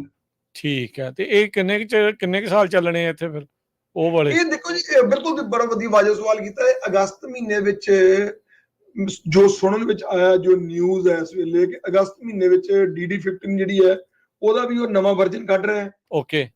ਔਰ ਵੋਲਵੋ ਵੀ ਆਪਣੀ ਸ਼ਾਇਦ ਸਤੰਬਰ ਵਿੱਚ ਆਪਣਾ ਨਵਾਂ ਵਰਜਨ ਕੱਢ ਰਹੀ ਹੈ। ਉਹ ਪਾਸ ਹੁੰਦਾ ਜਾਂ ਨਹੀਂ ਹੁੰਦਾ ਇੱਕ ਵੱਖਰੀ ਗੱਲ ਹੈ, ਪਰ ਉਹ ਕਲੇਮ ਕਰ ਰਿਹਾ ਹੈ ਕਿ ਅਗਸਤ ਔਰ ਸਤੰਬਰ ਦੇ ਵਿੱਚ ਦੋਨੋਂ ਕੰਪਨੀਆਂ ਜਿਹੜੀਆਂ ਆ ਉਹ ਆਪਣੀਆਂ ਰੈਗੂਲਰ ਮੋਟਰ D13 ਤੇ ਆਪਣੀ ਜਿਹੜੀ ਹੈਗੀ ਆ ਫਰੇਟ ਲਾਈਨਰ ਦੀ ਜਿਹੜੀ DD15 ਮੋਟਰ ਆ, ਉਹ ਦੋਨੇ ਲੋ ਨੌਕਸ ਇੰਜਨ ਦੇ ਵਿੱਚ ਜਿਹੜੀਆਂ ਉਹ ਅਪਰੂਵ ਹੋ ਰਹੀਆਂ। ਸੋ ਹੁਣ ਕਲੀਨ ਟਰੱਕ ਰਜਿਸਟਰੀ ਦੇ ਮਾਮਲੇ 'ਚ ਜਿਹੜੇ ਡੀਜ਼ਲ ਟਰੱਕਾਂ ਦੇ ਸਮੋਕ ਟੈਸਟ ਕਦੋਂ ਤੋਂ ਜਿਹੜੇ ਉਹ ਸ਼ੁਰੂ ਹੋਣ ਜਾ ਰਹੇ ਆ? ਹਾਂਜੀ, ਇਹਨਾਂ ਦੀ ਪਹਿਲਾਂ ਜੀ ਜੁਲਾਈ ਪਹਿਲੀ ਡੇਟ ਸੀਗੀ ਕਿ ਜੁਲਾਈ ਵਿੱਚ ਜਿਹੜੀਆਂ ਰਜਿਸਟਰੀ ਐਕਸਪਾਇਰ ਹੋ ਰਹੀਆਂ ਉਹਨਾਂ ਨੂੰ ਕਰਵਾਉਣਾ ਜਿਹੜਾ ਉਹ ਜ਼ਰੂਰੀ ਹੈ। ਪਰ ਹੁਣ ਇਹਨਾਂ ਦੇ 5 ਮਹੀਨੇ ਦਾ ਉਹਨਾਂ ਨੇ ਇਹਦੇ ਐਕਸਟੈਂਸ਼ਨ ਦਿੱਤੀ ਹੈ। ਹੁਣ ਜਿਹੜੇ ਸ਼ੁਰੂ ਹੋ ਰਹੇ ਆ ਉਹ ਦਸੰਬਰ ਮਹੀਨੇ ਦੇ ਵਿੱਚ ਸ਼ੁਰੂ ਹੋ ਰਿਹਾ। ਆਪਾਂ ਨੂੰ ਅਜੇ ਪਹਿਲਾਂ ਇਹ ਨਿਊਜ਼ ਸੀਗੀ, ਮੈਂ ਇਹ ਗੱਲ ਡਿਸਾਈਡਡ ਸੀਗਾ ਕਿ ਅਗਸਤ ਮਹੀਨੇ ਦੇ ਵਿੱਚ ਜਿਹੜੇ ਜੁਲਾਈ 30 ਨੂੰ ਜਿਹੜੀਆਂ ਪਲੇਟਾਂ ਐਕਸਪਾਇਰ ਹੋ ਰਹੀਆਂ ਪਹਿਲੀ ਵਾਰੀ, ਉਹਨਾਂ ਦੇ ਤੁਹਾਨੂੰ ਕਰਾਉਣਾ ਜ਼ਰੂਰੀ ਹੈ। ਪਰ ਉਹਨੂੰ ਉਹਨਾਂ ਨੇ ਹੁਣ ਲੇਟ ਕਰਕੇ ਤੇ ਦਸੰਬਰ ਤੋਂ ਜਿਹੜਾ ਉਹ ਸਟਾਰਟ ਹੋ ਰਿਹਾ। ਸੋ ਦਸੰਬਰ ਦੀਆਂ ਜਿਹੜੀਆਂ ਰਜਿਸਟਰੀਆਂ ਐਕਸਪਾਇਰ ਹੋਣਗੀਆਂ ਉਹਨਾਂ ਵਾਸਤੇ ਜਿਹੜਾ ਟੈਸਟ ਆ ਉਹ ਜ਼ਰੂਰੀ ਹੈ। ਇਹ ਕਿੰਨਾ ਚਿਰ ਪਹਿਲਾਂ ਕਰਾਉਣਾ ਪੈਣਾ ਉਹਦੇ? ਇਹ 90 ਦਿਨ ਪਹਿਲਾਂ ਤੱਕ ਹੋਇਆ ਵੀ ਵੈਲਿਡ ਹੋਏਗਾ। ਭਾਵ ਕਿ ਅਗਰ ਸਾਡੀ ਲਾਸਟ ਡੇਟ ਜਾਂ ਸਾਡੀ ਡਿਊ ਡੇਟ ਜਿਹੜੀ 31 ਦਸੰਬਰ ਹੈ, ਤੇ ਦਸੰਬਰ ਪਹਿਲੀ ਤੋਂ ਅਕਤੂਬਰ ਪਹਿਲੀ ਤੋਂ ਲੈ ਕੇ ਅਗਰ ਦਸੰਬਰ 31 ਦੇ ਵਿੱਚ ਅਸੀਂ ਟਰੱਕ ਕਰਵਾ ਲੈਂਦੇ ਆ ਟੈਸਟ ਆਪਣਾ, ਤੇ ਇਹ ਵੈਲਿਡ ਹੈ 90। ਠੀਕ ਹੈ ਜੀ। 90 ਫਿਰ 3 ਜਾਂ 4 ਅਗਸਤ 3 ਜਾਂ 4 ਅਕਤੂਬਰ ਤੋਂ ਬਣਨਾ। ਉਹਨਾਂ ਕਹਿਣਾ 31 ਵਾਲੇ ਦੇਣਾ ਵਿੱਚ ਭੁਲੇਖਾ। ਤੇ ਪਹਿਲੋਂ ਕਿਰਾਏ ਦਾ ਫਿਰ ਫਾਇਦਾ ਨਹੀਂ ਹੋਣਾ, ਹਨਾ? ਉਹ ਨਹੀਂ ਫਿਰ ਮੰਨਿਆ ਜਾਣਾ। ਜੇਕਰ ਤੁਸੀਂ ਮੰਨ ਲਓ ਤੁਸੀਂ ਸਤੰਬਰ 15 ਜਾਂ ਸਤੰਬਰ 25 ਨੂੰ ਕਰਾ ਲੈਂਦੇ ਆ ਤੇ ਉਹ ਨਹੀਂ ਵੈਲਿਡ ਨਹੀਂ ਮੰਨਿਆ ਜਾਣਾ। ਅਕਤੂਬਰ 4-5 ਤੋਂ ਬਾਅਦ ਹੀ ਕਰਾਇਆ, 90 ਦਿਨ ਪਹਿਲਾਂ ਦੇਖ ਕੇ ਤੇ ਉਹਨੂੰ ਕਰਵਾਇਆ ਜਾ ਸਕਦਾ। ਠੀਕ ਆ। ਤੇ ਇਹ ਜਿਹੜੇ ਸਮੋਗ ਕਰਵਾਉਣੇ ਆ, ਇਹ ਕੋਈ ਸਰਟੀਫਾਈਡ ਜਿਹੜੇ ਹੁੰਦੇ ਆ ਉਹਨਾਂ ਤੋਂ ਹੀ ਕਰਵਾਇਆ ਜਾ ਸਕਦੇ? ਕਿੱਥੋਂ ਤੇ ਕਿੱਥੇ ਕਰਵਾਇਆ ਜਾ ਸਕਦਾ? ਹਾਂਜੀ, ਬਿਲਕੁਲ। ਇਹਦਾ ਹੁਣ ਨਵਾਂ ਟੈਸਟ ਹੋਣ ਲੱਗਾ ਨਾ, ਇਹਨੂੰ ਅਸੀਂ OBD ਟੈਸਟ ਕਹਿੰਦੇ ਆ। ਓਕੇ। ਜਿਵੇਂ ਅੱਗੇ ਪੁਰਾਣੇ ਵੇਲਿਆਂ ਦੇ ਵਿੱਚ ਕਾਰਾਂ ਦੇ ਉਹ ਬਕਾਇਦਾ ਸੈਂਸਰ ਪਾਉਂਦੇ ਹੁੰਦੇ ਸੀ ਉਹਦੇ ਐਗਜ਼ੌਸਟ ਦੇ ਵਿੱਚ, ਉਹ ਹੁਣ ਨਹੀਂ ਟੈਸਟ ਹੋ ਰਿਹਾ ਅੱਜ ਕੱਲ, ਕਿਉਂਕਿ ਅੱਜ ਕੱਲ ਇਹਨਾਂ ਨੇ ਸੈਂਸਰ ਜਿਹੜੇ ਆ ਉਹ ਐਗਜ਼ੌਸਟ ਮੈਨੀਫੋਲਡ ਚ ਪਾ ਕੇ ਤੇ ਉਹਨਾਂ ਦਾ ਕਨੈਕਸ਼ਨ ਜਿਹੜਾ ਉਹ ECM ਨੂੰ, ਭਾਵ ਜਿਹੜਾ ਕੰਪਿਊਟਰ ਜਿਹਨੂੰ ਅਸੀਂ ਕਹਿੰਦੇ ਆ ਟਰੱਕ ਦਾ, ਉਹਨੂੰ ਇਹਨਾਂ ਨੇ ਕਨੈਕਸ਼ਨ ਦਿੱਤਾ। ਜਿਹਦੇ ਵਿੱਚ ਸਾਰਾ ਡਾਟਾ ਜਿਹੜਾ ਉਹ ਸਟੋਰ ਹੋ ਜਾਂਦਾ ਕਿ ਇਹਦੇ 'ਚ ਕਿੰਨੀ ਨਾਈਟ੍ਰੋਜਨ ਆ, ਕਿੰਨਾ 에ਅਰ, ਕਿਵੇਂ ਇਹਦੀ 에ਅਰ ਚੱਲ ਰਹੀ ਹੈ। ਤੇ ਉਹ ਸਿਰਫ ਤੁਸੀਂ ਜਿਹੜਾ ਹੁੰਦਾ ਅੱਜ ਕੱਲ੍ਹ ਜਿਹੜੀਆਂ ਨਵੀਆਂ ਡਿਵਾਈਸ ਉਹਨੂੰ ਅਸੀਂ OBD ਟੈਸਟਿੰਗ ਡਿਵਾਈਸ ਕਹਿੰਦੇ ਆ, ਸਮੋਕ ਟੈਸਟਿੰਗ ਡਿਵਾਈਸ ਕਹਿੰਦੇ ਆ। ਇਹ ਜਿਹੜੀਆਂ ਆ ਜਿੱਥੇ ਟਰੱਕ ਦੀ ELD ਲੱਗਦੀ ਆ ਜੀ, ਉਹਨੂੰ OBD ਕੇਬਲ ਆਪਾਂ ਕਹਿੰਦੇ ਆ। OBD ਕੇਬਲ ਜਿਹੜੀ ਉਹ ਟਰੱਕ ਦੇ ਬਾਹਰ ਸਟੀਅਰਿੰਗ ਦੇ ਥੱਲੇ ਪਾਸੇ ਹੁੰਦੀ ਹੈ, ਜਿਹਦੇ 'ਚ ਆਪਾਂ ਨਾਰਮਲੀ ਆਪਣਾ ਤੁਹਾਡੀ ਦੂਜੀ ਲਾਉਣੇ ਹੈਗੇ ਆਪਣੀ ELD ਲਾਉਣੇ ਆ। ਉਸ ਜਗ੍ਹਾ ਦੇ ਵਿੱਚ ਬਿਲਕੁਲ ELD ਵਰਗੀ ਡਿਵਾਈਸ ਹੁੰਦੀ ਹੈ ਜਿਹੜੀ ਇਹਦੇ ਵਿੱਚ ਲੱਗ ਕੇ ਤੇ ਜਿਨ੍ਹਾਂ ਲੋਕਾਂ ਦੇ ਕੋਲ ਇਹਦਾ ਸਰਟੀਫਿਕੇਟ ਹੈਗਾ, ਲਾਇਸੈਂਸ ਹੈਗਾ ਆ, ਉਹ ਆਪਣੇ ਕੰਪਿਊਟਰ ਦੇ ਉੱਤੇ ਜਿਹੜਾ ਆ ਉਹ ਕਰ ਸਕਦੇ ਆ। ਇਹ 5-7 ਮਿੰਟ ਦਾ ਲਾਇਸੈਂਸ ਹੁੰਦਾ ਆ, ਜਿਹਦੇ ਵਿੱਚ ਤੁਸੀਂ ਜਿਹੜਾ ਤੁਹਾਡਾ ਸਮੋਕ ਟੈਸਟ ਕਰਨ ਵਾਲਾ ਸਮੋਕ ਟੈਸਟਰ ਆ ਉਹਨੇ ਉਹ ਡੇਟਾ ਉਹ ਚੋਂ ਕਲੈਕਟ ਕਰਕੇ ਤੇ ਸਿੱਧਾ ਆਪਣੇ ਨੂੰ ARB ਡਿਪਾਰਟਮੈਂਟ ਨੂੰ ਭੇਜਣਾ ਹੁੰਦਾ ਤੇ ARB ਡਿਪਾਰਟਮੈਂਟ ਉਹਦੀਆਂ ਜਿਹੜੀਆਂ ਕੈਲਕੂਲੇਸ਼ਨਸ ਆ ਉਹਨੂੰ ਆਪਣੇ ਕੰਪਿਊਟਰ ਥਰੂ ਜਿਹੜਾ ਆ ਉਹ 5 ਤੋਂ ਲੈ ਕੇ 10 ਮਿੰਟ ਬਾਅਦ ਵਾਪਸ ਈਮੇਲ ਭੇਜਦੇ ਆ ਕਿ ਤੁਹਾਡਾ ਜਿਹੜਾ ਟੈਸਟ ਆ ਉਹ ਪਾਸ ਹੋਇਆ ਜਾਂ ਉਹ ਫੇਲ ਹੋਇਆ। ਇਹ ਸਮੋਕ ਕਿੰਨੀ ਵਾਰੀ ਸਾਲ ਚ ਕਰਵਾਉਣਾ ਪੈਣਾ? ਇੱਕੋ ਵਾਰੀ ਆ ਜਾਂ ਵਿੱਚੇ ਜੇ ਚਰਚਾ ਤੇ ਵੀ ਚੱਲੀ ਸੀ ਸ਼ਾਇਦ 4-4 ਵਾਰੀ, ਪਤਾ ਨਹੀਂ 2-2 4-4 ਵਾਰੀ ਕਰਾਉਣਾ ਪੈਣਾ? 2025 ਔਰ 26 2 ਵਾਰੀ ਹੋਏਗਾ ਜੋ ਅੱਜ ਦਾ ਕਾਨੂੰਨ ਆ। ਕੱਲ ਨੂੰ ਕੋਈ ਐਕਸਟੈਂਸ਼ਨ ਮਿਲ ਜਾਏ ਉਹ ਮਹਾਰਾਜ ਜਾਣਦੇ ਆ। 25 ਔਰ 26 ਵਿੱਚ ਇੱਕ ਵਾਰੀ ਕਰਾਉਣਾ ਪਏਗਾ, ਸੌਰੀ 2 ਵਾਰੀ 6 ਮਹੀਨੇ ਬਾਅਦ। ਠੀਕ ਹੈ। ਤੇ 27 ਤੋਂ ਇੱਕ ਕੁਆਟਰਲੀ ਹੋਏ, ਕੁਆਟਰਲੀ ਸਾਲ ਚ 4 ਵਾਰ। ਔਰ ਇੱਕ ਮੈਂ ਤੁਹਾਡੀ ਗੱਲ ਤੁਹਾਨੂੰ ਪੁੱਛਿਆ ਜੀ ਕਿੱਥੋਂ ਕਰਵਾਉਣਾ ਆ, ਤੁਸੀਂ arb.ca.gov ਦੀ ਸਾਈਟ ਤੇ ਜਾ ਕੇ ਉੱਥੇ ਸਿੰਪਲੀ ਤੁਸੀਂ ਪਾ ਸਕਦੇ ਆ ਕਿ OBD ਟੈਸਟਰ। ਠੀਕ ਆ। ਤੇ ਉਹਦੇ ਵਿੱਚ ਤੁਹਾਨੂੰ ਆਪਣੇ ਸਾਰੇ ਉੱਥੇ ਸਿਟੀ ਵਾਈਜ਼ ਜਿਹੜੀ ਪਈ ਆ, ਤੁਸੀਂ ਆਪਣਾ ਸਿਟੀ ਕਲਿੱਕ ਕਰੋ ਤੇ ਜਿਹੜਾ ਵੀ ਤੁਹਾਡੇ ਨੇੜੇ ਆ ਉਹਨਾਂ ਸਾਰਿਆਂ ਦੇ ਨਾਂ ਔਰ ਆਈਡੀਆਂ, ਉਹਦੇ ਫੋਨ ਨੰਬਰ ਜਿਹੜੇ ਆ ਉਹ ਲਿਸਟ ਬੜੀ ਵੱਡੀ ਆ, ਉੱਥੋਂ ਮਿਲ ਜਾਂਦੀ ਹੈ। ਸੋ ਉੱਥੇ ਜਿਹੜੇ ਅਪਰੂਵਡ ਹੈਗੇ ਕੇਵਲ ਉਹਨਾਂ ਦੇ ਕੋਲ ਟੈਸਟਿੰਗ ਕਰਾਈ ਜਾਵੇ। ਔਰ ਦੂਸਰੀ ਗੱਲ ਆ, ਦੂਜਾ ਟੈਸਟਿੰਗ ਇਸ ਕਰਕੇ ਨਹੀਂ ਕਰ ਸਕਦਾ ਕਿ ਜਿਹੜਾ ਡਿਪਾਰਟਮੈਂਟ ਆ ਉਹਨੂੰ ਡਾਟਾ ਭੇਜਣਾ ਪੈਂਦਾ ਤੁਹਾਨੂੰ। ਸੋ ਡਾਟਾ ਵਾਪਸ ਜਿਹੜਾ ਟੈਸਟ ਰਿਜ਼ਲਟ ਆਏਗਾ ਹੀ ਤਾਂ ਉਸ ਟੈਸਟਰ ਦੇ ਕੋਲ, ਜੇਕਰ ਉਹ ਅਪਰੂਵਡ ਟੈਸਟਰ ਆ, ਅਦਰਵਾਈਜ਼ ਆ ਹੀ ਨਹੀਂ ਸਕਦਾ। ਜੇ ਉਹ ਆਪ ARB ਨਾਲ ਕਨੈਕਟਡ ਆ ਤਾਂ ਹੀ ਆ ਸਕਦਾ ਹੈ। ਜੀ ਉਹਦਾ ਟੈਸਟ ਆ, ਉਹਦਾ ਇੱਕ ਟੈਸਟ ਆ ਬਕਾਇਦਾ ਪਾਸ, ਉਹ ਐਜ਼ ਅ ਟੈਸਟਰ ਬਣਨ ਦੇ ਲਈ ਉਹ ਟੈਸਟਰ ਨੂੰ ਟੈਸਟ ਪਾਸ ਕਰਨਾ ਪੈਂਦਾ, ਉਹਦਾ ਸਰਟੀਫਿਕੇਟ ਲੈਣਾ ਪੈਂਦਾ। ਜਿਹਦੇ ਕੋਲ ਉਹ ਟੈਸਟਰ ਦਾ ਲਾਇਸੈਂਸ ਨਹੀਂ ਹੈਗਾ ਉਹ ਟੈਸਟ ਕਰ ਹੀ ਨਹੀਂ ਸਕਦਾ। ਠੀਕ ਹੈ। ਜਦੋਂ ਹੁਣ ਆਪਾਂ ਤੁਸੀਂ ਵਿੱਚ ELD ਦੀ ਗੱਲ ਕੀਤੀ ਨਾਲ, ਵੀ ਉਸੇ ਥਾਂ ਦੇ ਉੱਤੇ ਲੱਗਦਾ ਆ, ਕੀ ਤੁਹਾਨੂੰ ਲੱਗਦਾ ਵੀ ELD ਦੇ ਵਿੱਚ ਇਹ ਡਾਟਾ ਵੀ ਉਦਾਂ ਸਟੋਰ ਹੁੰਦਾ? ਕੀ ਇਵੈਂਚੁਅਲੀ ਡਾਊਨ ਦਾ ਲਾਈਨ ਆਪਾਂ ਦੇਖਦੇ ਹਾਂ ਵੀ ਇਹ ਡਾਟਾ ELD ਦੇ ਵਿੱਚ ਸਟੋਰ ਹੋ ਕੇ ਸਿੱਧਾ ਹੀ ਡਿਪਾਰਟਮੈਂਟਸ ਦੇ ਕੋਲ ਆਪੇ ਜਾਂਦਾ ਰਿਹਾ ਕਰੂਗਾ? ਨਹੀਂ, ਮੈਨੂੰ ਕਿਉਂਕਿ ਉਹਦੇ ਨਾਲ ਫਿਰ ਇਸ ਤਰ੍ਹਾਂ ਨਾ ਕਿ ਜਿਹੜੇ ELD ਦੀ ਡਿਵਾਈਸ ਹੈ ਨਾ ਬੇਸਿਕਲੀ ਉਹ ਤਾਂ ਇੱਕ ਬਲੂਟੁੱਥ ਡਿਵਾਈਸ ਹੈ। ਉਹਦੇ ਵਿੱਚੋਂ ਕਿਹੜਾ ਡਾਟਾ ਕੱਢਣਾ ਉਹ ਸੌਫਟਵੇਅਰ ਨੇ ਕੱਢਣਾ। ਠੀਕ ਹੈ। ਜਿਹੜਾ ਤੁਹਾਡਾ ਨਾਲ ਸੌਫਟਵੇਅਰ ਆ ਬੇਸਿਕਲੀ ਉਹਨੇ ਕਨੈਕਟ ਕਰਕੇ ਜਿਹੜੀ ELD ਤੇ ਡਿਵਾਈਸ ਲੱਗਦੀ ਹੈ ਉਹਦਾ ਕੰਮ ਸਿਰਫ ਤੇ ਸਿਰਫ ਉਹਨੂੰ ਤੁਹਾਡੇ ECM ਨੂੰ ਕਨੈਕਟ ਕਰਾਉਣਾ ਤੁਹਾਡੇ ਕੰਪਿਊਟਰ ਦੇ ਨਾਲ। ਕੰਪਿਊਟਰ ਡਾਟਾ ਕੱਢ ਕੇ ਤੇ ARB ਨੂੰ ਭੇਜਦਾ ਹੈ। ਠੀਕ ਹੈ। ਬੇਸਿਕਲੀ ਜੇਕਰ ਕੱਲ ਨੂੰ ELD ਦੇ ਵਿੱਚ ਹੀ ਉਹ ਸੌਫਟਵੇਅਰ ਇੰਟੈਗਰੇਟ ਹੋ ਜਾਂਦਾ ਸਾਲ 2 ਸਾਲ ਦੇ ਵਿੱਚ ਤੇ ਫਿਰ ਬਹੁਤ ਨੈਚੁਰਲ ਗੱਲ ਹੈ, ਫਿਰ ਕੁਝ ਵੀ ਨਹੀਂ ਗੱਲ, ਫਿਰ ਟੈਸਟ ਕਰਾਉਣ ਦੀ ਲੋੜ ਹੀ ਨਹੀਂ, ਫਿਰ ਤਾਂ ਆਪੇ ਚੱਲ ਜਾਇਆ ਕਰਨਾ। ਬਿਲਕੁਲ, ਕਿਉਂਕਿ ਜਿਹੜੀ ELD ਕੰਪਨੀ ਆ ਅਗਰ ਉਹ ਆਪਣੇ ਸੌਫਟਵੇਅਰ ਡਿਵੈਲਪ ਕਰਕੇ ਉਹਦੇ ਵਿੱਚ ਇੰਟੈਗ੍ਰੇਸ਼ਨ ਕਰ ਦਿੰਦੀ ਆ ਤੇ ਯੈਸ ਫਿਰ ਤਾਂ ਗੱਲ ਹੀ ਕੁਝ ਨਹੀਂ, ਕਿਉਂਕਿ ਡਾਟਾ ਤਾਂ ਉੱਥੋਂ ਹੀ ਲੈਣਾ ਨਾ ECM ਤੋਂ ਹੀ। ਹਾਂ ਬਿਲਕੁਲ, ਹਾਂਜੀ, ਉਹ ਤਾਂ ਇਨਫੋਰਮੇਸ਼ਨ ਤਾਂ ਉੱਥੇ ਹੀ ਪਈ ਆ। ਬਿਲਕੁਲ ਸਹੀ, ਬਿਲਕੁਲ। ਉਹ ਤਾਂ ਸਿਰਫ ਕਲੈਕਟ ਕਰਨੀ ਹੈ, ਕਲੈਕਟ ਕਰਕੇ ਉਹਨੂੰ ਯੂਜ਼ ਕਿਵੇਂ ਕਰਨਾ, ਉਹਨੂੰ ਤੁਸੀਂ ਆਵਰਸ ਵਾਲੀ ਚੀਜ਼ ਨੂੰ ਯੂਜ਼ ਕਰਨਾ ਆ ਜਾਂ ਤੁਸੀਂ ਉਹਦੇ ਜਿਹੜੀ ਧੂਏ ਦੀ ਜੋ ਕੈਲਕੂਲੇਸ਼ਨ ਹੈਗੀ ਆ ਉਹਨੂੰ ਯੂਜ਼ ਕਰਨਾ, ਤਾਂ ਡਿਪੈਂਡ ਕਰਦਾ ਉਹ ਡਾਟਾ ਕਿਹੜੀ ਫਾਰਮ ਤੁਸੀਂ ਉੱਥੋਂ ਕੱਢਦੇ ਆ, ਕਿਸ ਫਾਰਮ ਵਿੱਚ ਜਾ ਕੇ ਯੂਜ਼ ਕਰਨਾ। ਕੀ ਹੈ like all days of the week 7 ਦਿਨ ARB ਵਾਲੇ ਖੁੱਲੇ ਆ ਕਿ ਵੀਕਐਂਡ ਤੇ ਛੁੱਟੀ ਕਰ ਲੈਂਦੇ, ਉਦੋਂ ਡਾਟਾ ਮਿਲ ਜਾ ਕਰੂ ਜੇ ਕਿਸੇ ਨੇ ਟੈਸਟ ਕਰਾਉਣਾ ਹੈ ਕਿ ਨਹੀਂ? ਇਹ ਸਾਰਾ ਇਲੈਕਟ੍ਰੋਨਿਕਲੀ ਹੈ, ਕੋਈ ਬੰਦਾ ਇਨਵੋਲਵ ਵੀ ਕੋਈ ਨਹੀਂ ਹੈ। ਸਿਰਫ ਕੀ ਹੈ ਕਿ ਜਦੋਂ ਤੁਸੀਂ ਡਾਟਾ ਭੇਜਦੇ ਹੋ ਤਾਂ ਜਿਵੇਂ ਤੁਹਾਡਾ ਨਾ ਆਪਣਾ ਕਹ ਲਓ ਕਿ ਜਦੋਂ ਉਹ ਹਿੱਟ ਕਰਦਾ ਜਾ ਕੇ ਡਾਟਾ ਉੱਥੇ ਤੇ DMB ਦਾ ਜਿਹੜਾ ਕੰਪਿਊਟਰ ਆ, ਸੌਰੀ ਜਿਹੜਾ ARB ਕੰਪਿਊਟਰ ਆ, ਉਹਦੇ ਵਿੱਚ ਉਹਨਾਂ ਨੇ ਵੈਲਿਊਜ਼ ਪਾਈਆਂ ਵੀ ਉਹ ਤੋਂ ਵੱਧ ਘੱਟ ਆ ਤੇ ਕਿੱਦਾਂ ਹੋਣਾ। ਐਗਜ਼ੈਕਟਲੀ, ਜੇਕਰ ਉਹ ਵੈਲਿਊਜ਼ ਨਹੀਂ ਮੈਚ ਕਰਦੀਆਂ ਤਾਂ ਉਹਨੇ ਟੈਸਟ ਫੇਲ ਕਰਕੇ ਭੇਜਣਾ। ਅਗਰ ਉਹ ਵੈਲਿਊਜ਼ ਮੈਚ ਕਰਦੀਆਂ ਆ ਜਾਂ ਉਹ ਤੋਂ ਬਿਲੋ ਰਹਿੰਦਾ ਆ, ਉਹਨਾਂ ਨੇ ਸਾਰੇ ਨੰਬਰਸ ਪਾਏ ਆ ਵਿੱਚ, ਉਹ ਨੰਬਰ ਤੋਂ ਘੱਟਦੇ ਆ ਤੇ ਉਹ ਆਟੋਮੈਟਿਕ ਸਾਰਾ ਸਿਸਟਮ ਉਹਦੇ ਵਿੱਚ ਕੋਈ ਬੰਦਾ ਕੋਈ ਇਨਵੋਲਵ ਨਹੀਂ। ਕੋਈ ਇਨਵੋਲਵ ਨਹੀਂ ਜੀ, ਠੀਕ ਹੈ ਜੀ। ਜੀ ਤੇ ਜਾਂਦੇ ਜਾਂਦੇ ਇਹ ਵੀ ਦੱਸਦੇ ਜਾਇਓ ਵੀ ਕਈ ਬੰਦੇ ਇਹ ਵੀ ਸੋਚਦੇ ਨੇ ਚੱਲ ਕੋਈ ਨਹੀਂ ਆਪਾਂ ਕੀ ਕਰਨਾ, ਜੇ ਨਾ ਵੀ ਕਰਾਇਆ ਟੈਸਟ ਤਾਂ ਫਿਰ ਕੀ ਹੋ ਜਾਊਗਾ। ਤੇ ਜੇ ਉਸ ਮਾਮਲੇ ਦੇ ਵਿੱਚ ਕੋਈ ਚਿੱਠੀ ਆਉਂਦੀ ਡਿਪਾਰਟਮੈਂਟ ਤੋਂ, ਲੈਟਰ ਆਉਂਦੀ ਆ, ਉਹ ਕਿੰਨੀ ਕੁ ਸੀਰੀਅਸ ਇਨਫਰੈਕਸ਼ਨ ਜਿਹੜੀ ਇਸ ਨੂੰ ਇਹ ਮੰਨਿਆ ਜਾ ਰਿਹਾ? ਮੈਂ ਤੁਹਾਨੂੰ 3,60,000 ਦੀ ਐਗਜ਼ਾਮਪਲ ਤਾਂ ਪਹਿਲਾਂ ਹੀ ਦੇ ਚੁੱਕਾ, ਪਰ ਜਿਹੜੀ ਘੱਟ ਤੋਂ ਘੱਟ ਵੀ ਜਿਹੜੀ ਲੈਟਰ ਆ ਉਹਦੇ ਵਿੱਚ $5,000 ਮਿਨੀਮਮ ਪੈਨਲਟੀ। ਜੇ ਸਮੋਕ ਟੈਸਟ ਤੁਹਾਡਾ ਮਿਸ ਹੋ ਜਾਂਦਾ ਜੀ 5,000 ਮਿਨੀਮਮ ਪੈਨਲਟੀ ਆ। ਜਦੋਂ ਉਹਨਾਂ ਦੀ ਲੈਟਰ ਆਉਂਦੀ ਆ, ਅਗਰ ਤੁਸੀਂ ਉਹਦੇ 30 ਦਿਨ ਤੋਂ ਅੱਗਾ ਨਿਕਲ ਜਾਂਦੇ ਹੋ, ਅਗਰ ਤੁਹਾਨੂੰ ਲੈਟਰ ਭੇਜਦੇ ਆ, ਕਿਉਂਕਿ ਮੈਂ ਛੋਟੀ ਇੱਕ ਚੀਜ਼ ਵਜ਼ਾਹਤ ਕਰਨੀ ਚਾਹੁੰਦਾ ਇੱਥੇ ਕਿ ਬਹੁਤ ਸਾਰੀਆਂ ਸਕੇਲਾਂ, ਖਾਸ ਕਰੀ ਜਿਹੜੀਆਂ ਪੋਰਟ ਆਫ ਐਂਟਰੀ ਦੀਆਂ ਸਕੇਲਾਂ, ਉਹਨਾਂ ਦੇ ਉੱਤੇ ਉਹਨਾਂ ਨੇ ਸੈਂਸਰ ਅੱਜ ਵੀ ਲਾਏ ਆ, ਪਿਛਲੇ 3 ਸਾਲ ਤੋਂ ਲੱਗੇ। ਜਦੋਂ ਤੁਹਾਡਾ ਟਰੱਕ ਉਹਦੇ ਕੋਲ ਦੀ ਵੀ ਲੰਘਦਾ ਤਾਂ ਉਹਨਾਂ ਨੂੰ ਪਤਾ ਲੱਗ ਜਾਂਦਾ ਵੀ ਇਹਦਾ ਸਮੋਕ ਜਿਹੜਾ ਉਹ ਹੋਣ ਵਾਲਾ, ਓਕੇ ਇਹਦਾ ਸਮੋਕ। ਸੋ ਉਹਦੇ ਵਿੱਚ ਤੁਹਾਨੂੰ ਲੈਟਰ ਪਾ ਦਿੰਦੇ।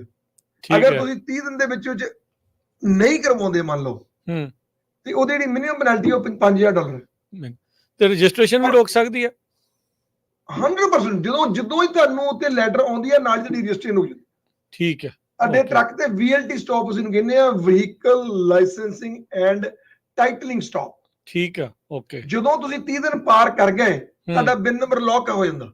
ਤੁਸੀਂ ਨਾ ਉਹ ਟਰੱਕ ਨੂੰ ਵੇਚ ਸਕਦੇ ਆ, ਨਾ ਉਹ ਟਰੱਕ ਨੂੰ ਤੁਸੀਂ ਚਲਾ ਸਕਦੇ ਆ, ਉਹਦਾ ਤੁਹਾਡਾ ਬਿਨ ਨੰਬਰ ਲੌਕ ਹੋ ਜਾਂਦਾ, ਨਾ ਉਹਦੀ ਰਜਿਸਟ੍ਰੇਸ਼ਨ ਲਈ ਜਾ ਸਕਦੀ ਆ, ਨਾ ਉਹਨੂੰ ਰਿਨਿਊਅਲ ਕੀਤਾ ਜਾ ਸਕਦਾ, ਕੁਝ ਵੀ ਨਹੀਂ ਕੀਤਾ ਜਾ ਸਕਦਾ। ਫਿਰ ਤੁਹਾਨੂੰ ਟੈਸਟ ਕਰਵਾਉਣਾ ਪੈਂਦਾ ਬਕਾਇਦਾ।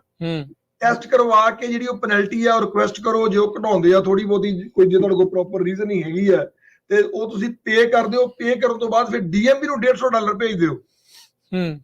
ਫਿਰ ਤੁਹਾਡਾ ਉਹ ਟਰੱਕ, ਔਰ ਇਹ ਪ੍ਰੋਸੈਸ ਜਿਹੜਾ ਘੱਟੋ ਘੱਟ ਵੀ 25 ਤੋਂ 30 ਦਿਨ ਦਾ, ਮਹੀਨਾ ਖੰਡ ਬਹਿਣਾ ਪੈਣਾ। ਇੱਕ ਮੈਂ ਹੋਰ ਥੋੜੀ ਜਿਹੀ ਗੱਲ ਐਡ ਕਰ ਦਵਾਂ, ਅਸੀਂ 4:02 ਹੋਇਆ, ਮੈਂ ਹੋਰ ਗੱਲ ਐਡ ਕਰ ਰਹੀ ਹਾਂ ਕਿ ਮੰਨ ਲਓ ਤੁਹਾਡੇ ਕੋਲ 30 ਟਰੱਕ ਹੈ, ਜਾਂ ਤੁਹਾਡੇ ਕੋਲ 100 ਟਰੱਕ ਹੈ, ਅਗਰ ਤੁਹਾਡੇ ਇੱਕ ਵੀ ਟਰੱਕ ਦੇ ਉੱਤੇ VLT ਸਟਾਪ ਲੱਗ ਜਾਂਦਾ ਕਿਸੇ ਕਾਰਨ, ਤੇ ਉਹ ਟਰੱਕ ਨੂੰ ਤੁਸੀਂ ਨਾ ਰਿਮੂਵ ਕਰ ਸਕਦੇ ਹੋ ਅਕਾਊਂਟ ਚੋਂ, ਤੇ ਨਾ ਉਹਨੂੰ ਰਿਨਿਊ ਕਰ ਸਕਦੇ ਹੋ।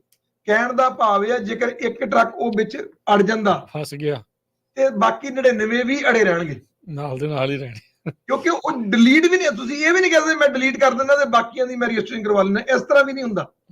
ਅੱਛਾ, VLT ਸਟਾਪ ਦੇ ਮਾਮਲੇ ਵਿੱਚ ਅਗਰ ਇੱਕ ਵੀ ਟਰੱਕ ਦੇ ਉੱਤੇ VLT ਸਟਾਪ ਲੱਗਦਾ ਆ, ਤੇ ਤੁਹਾਡੇ ਕੋਲ ਚਾਹੇ 100 ਟਰੱਕ ਹੈ, ਉਹ 100 ਦੇ 100 ਟਰੱਕ ਤਦ ਤੱਕ ਨਹੀਂ ਰਿਨਿਊ ਹੋ ਸਕਦੇ ਜਦ ਤੱਕ ਉਹਦੇ ਉੱਤੇ VLT ਸਟਾਪ ਨਾ ਮੁੱਕੇ। ਔਰ VLT ਸਟਾਪ ਨਹੀਂ ਮੁੱਕਦਾ, ਔਰ ਜਿੰਨੇ ਦਿਨ ਉਸ ਤੋਂ ਬਾਅਦ ਤੁਹਾਨੂੰ ਰਿਨਿਊਬਲ ਡੇਟ ਤੋਂ ਤੁਸੀਂ ਓਵਰ ਜਾਂਦੇ ਹੋ, ਤੁਹਾਨੂੰ ਘੱਟ ਤੋਂ ਘੱਟ ਜਿਹੜੀ 10% ਪੈਨਲਟੀ ਹੈ ਪਹਿਲੇ 10 ਦਿਨ ਦੀ, ਤੇ 1 ਮਹੀਨੇ ਦੀ ਜਿਹੜੀ ਆ ਉਹ 30% ਪੈਨਲਟੀ ਜਿਹੜੀ ਆ ਉਹ ਸਾਰੇ ਟਰੱਕਾਂ ਤੇ ਪੈਂਦੀ। ਇੱਕ ਤੇ ਨਹੀਂ ਪੈਂਦੀ ਸਾਰਿਆਂ ਤੇ। ਨਹੀਂ, ਮੇਰਾ ਇੱਕ ਕਲਾਇੰਟ ਆ, ਉਹਨਾਂ ਦਾ ਪਿੱਛੇ ਜੇ ਕੇਸ ਆਇਆ, ਉਹ 3 ਮਹੀਨੇ ਲੱਗੇ ਉਹਨਾਂ ਨੂੰ VLT ਸਟਾਪ ਰਿਮੂਵ ਕਰਾਉਂਦੇ ਉਹਨੂੰ। ਉਹਨਾਂ ਦੀ 2600 ਦੀਆਂ ਪਲੇਟਾਂ ਉੱਤੇ 1650 ਉਹਨਾਂ ਨੇ ਪੈਨਲਟੀ ਚਾਰਜ ਕੀਤੀ ਆ, ਉਹਨਾਂ ਨੂੰ 60% ਪੈਨਲਟੀ ਚਾਰਜ 2 ਮਹੀਨੇ ਲੱਗ ਗਏ ਸੀ ਉੱਤੇ। ਸੋ ਭਾਈ ਇਹ ਸਖਤ ਹੋਈ ਜਾਂਦਾ, ਸ਼ਿਕੰਜਾ ਪੂਰਾ ਕੱਸਿਆ ਆ ਇਹਨਾਂ ਨੇ। ਕੰਪਲਾਇੰਸ ਦੇ ਮਾਮਲੇ ਦੇ ਵਿੱਚ ਢਿੱਲ ਨਹੀਂ ਰਹਿਣੀ ਚਾਹੀਦੀ। ਪੰਜਾਬੀਆਂ ਨੂੰ ਅਕਸਰ ਆਪਣੀ ਆਦਤਾਂ ਵਿੱਚ ਹੀ, ਮੈਂ ਵਿੱਚ ਬਹੁਤ ਸਾਰੇ ਆ, ਘਰੇ ਜਿਹੜੀ ਚਿੱਠੀ ਆਉਂਦੀ ਨਾ, ਉਦੋਂ ਸਾਈਡ ਤੇ ਪੈ ਰਹਿੰਦਾ, ਢੇਰ ਬਣਦਾ ਜਾਂਦਾ ਆ, ਦੇਖਦੇ ਨਹੀਂ ਆਪਾਂ ਕਈ ਵਾਰੀ ਵੀ ਵਿੱਚ ਕੀ ਆਇਆ ਆ। ਬਹੁਤ ਧਿਆਨ ਦੇ ਨਾਲ ਇਹ ਦੇਖਣ ਵਾਲੀਆਂ ਚੀਜ਼ਾਂ ਆ।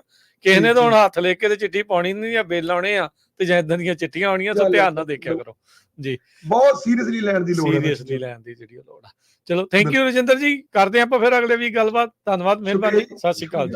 ਤੁਹਾਡੀ ਸਾਰੀ ਟੀਮ ਦਾ ਬਹੁਤ ਬਹੁਤ ਸਤਿ ਸ਼੍ਰੀ ਅਕਾਲ।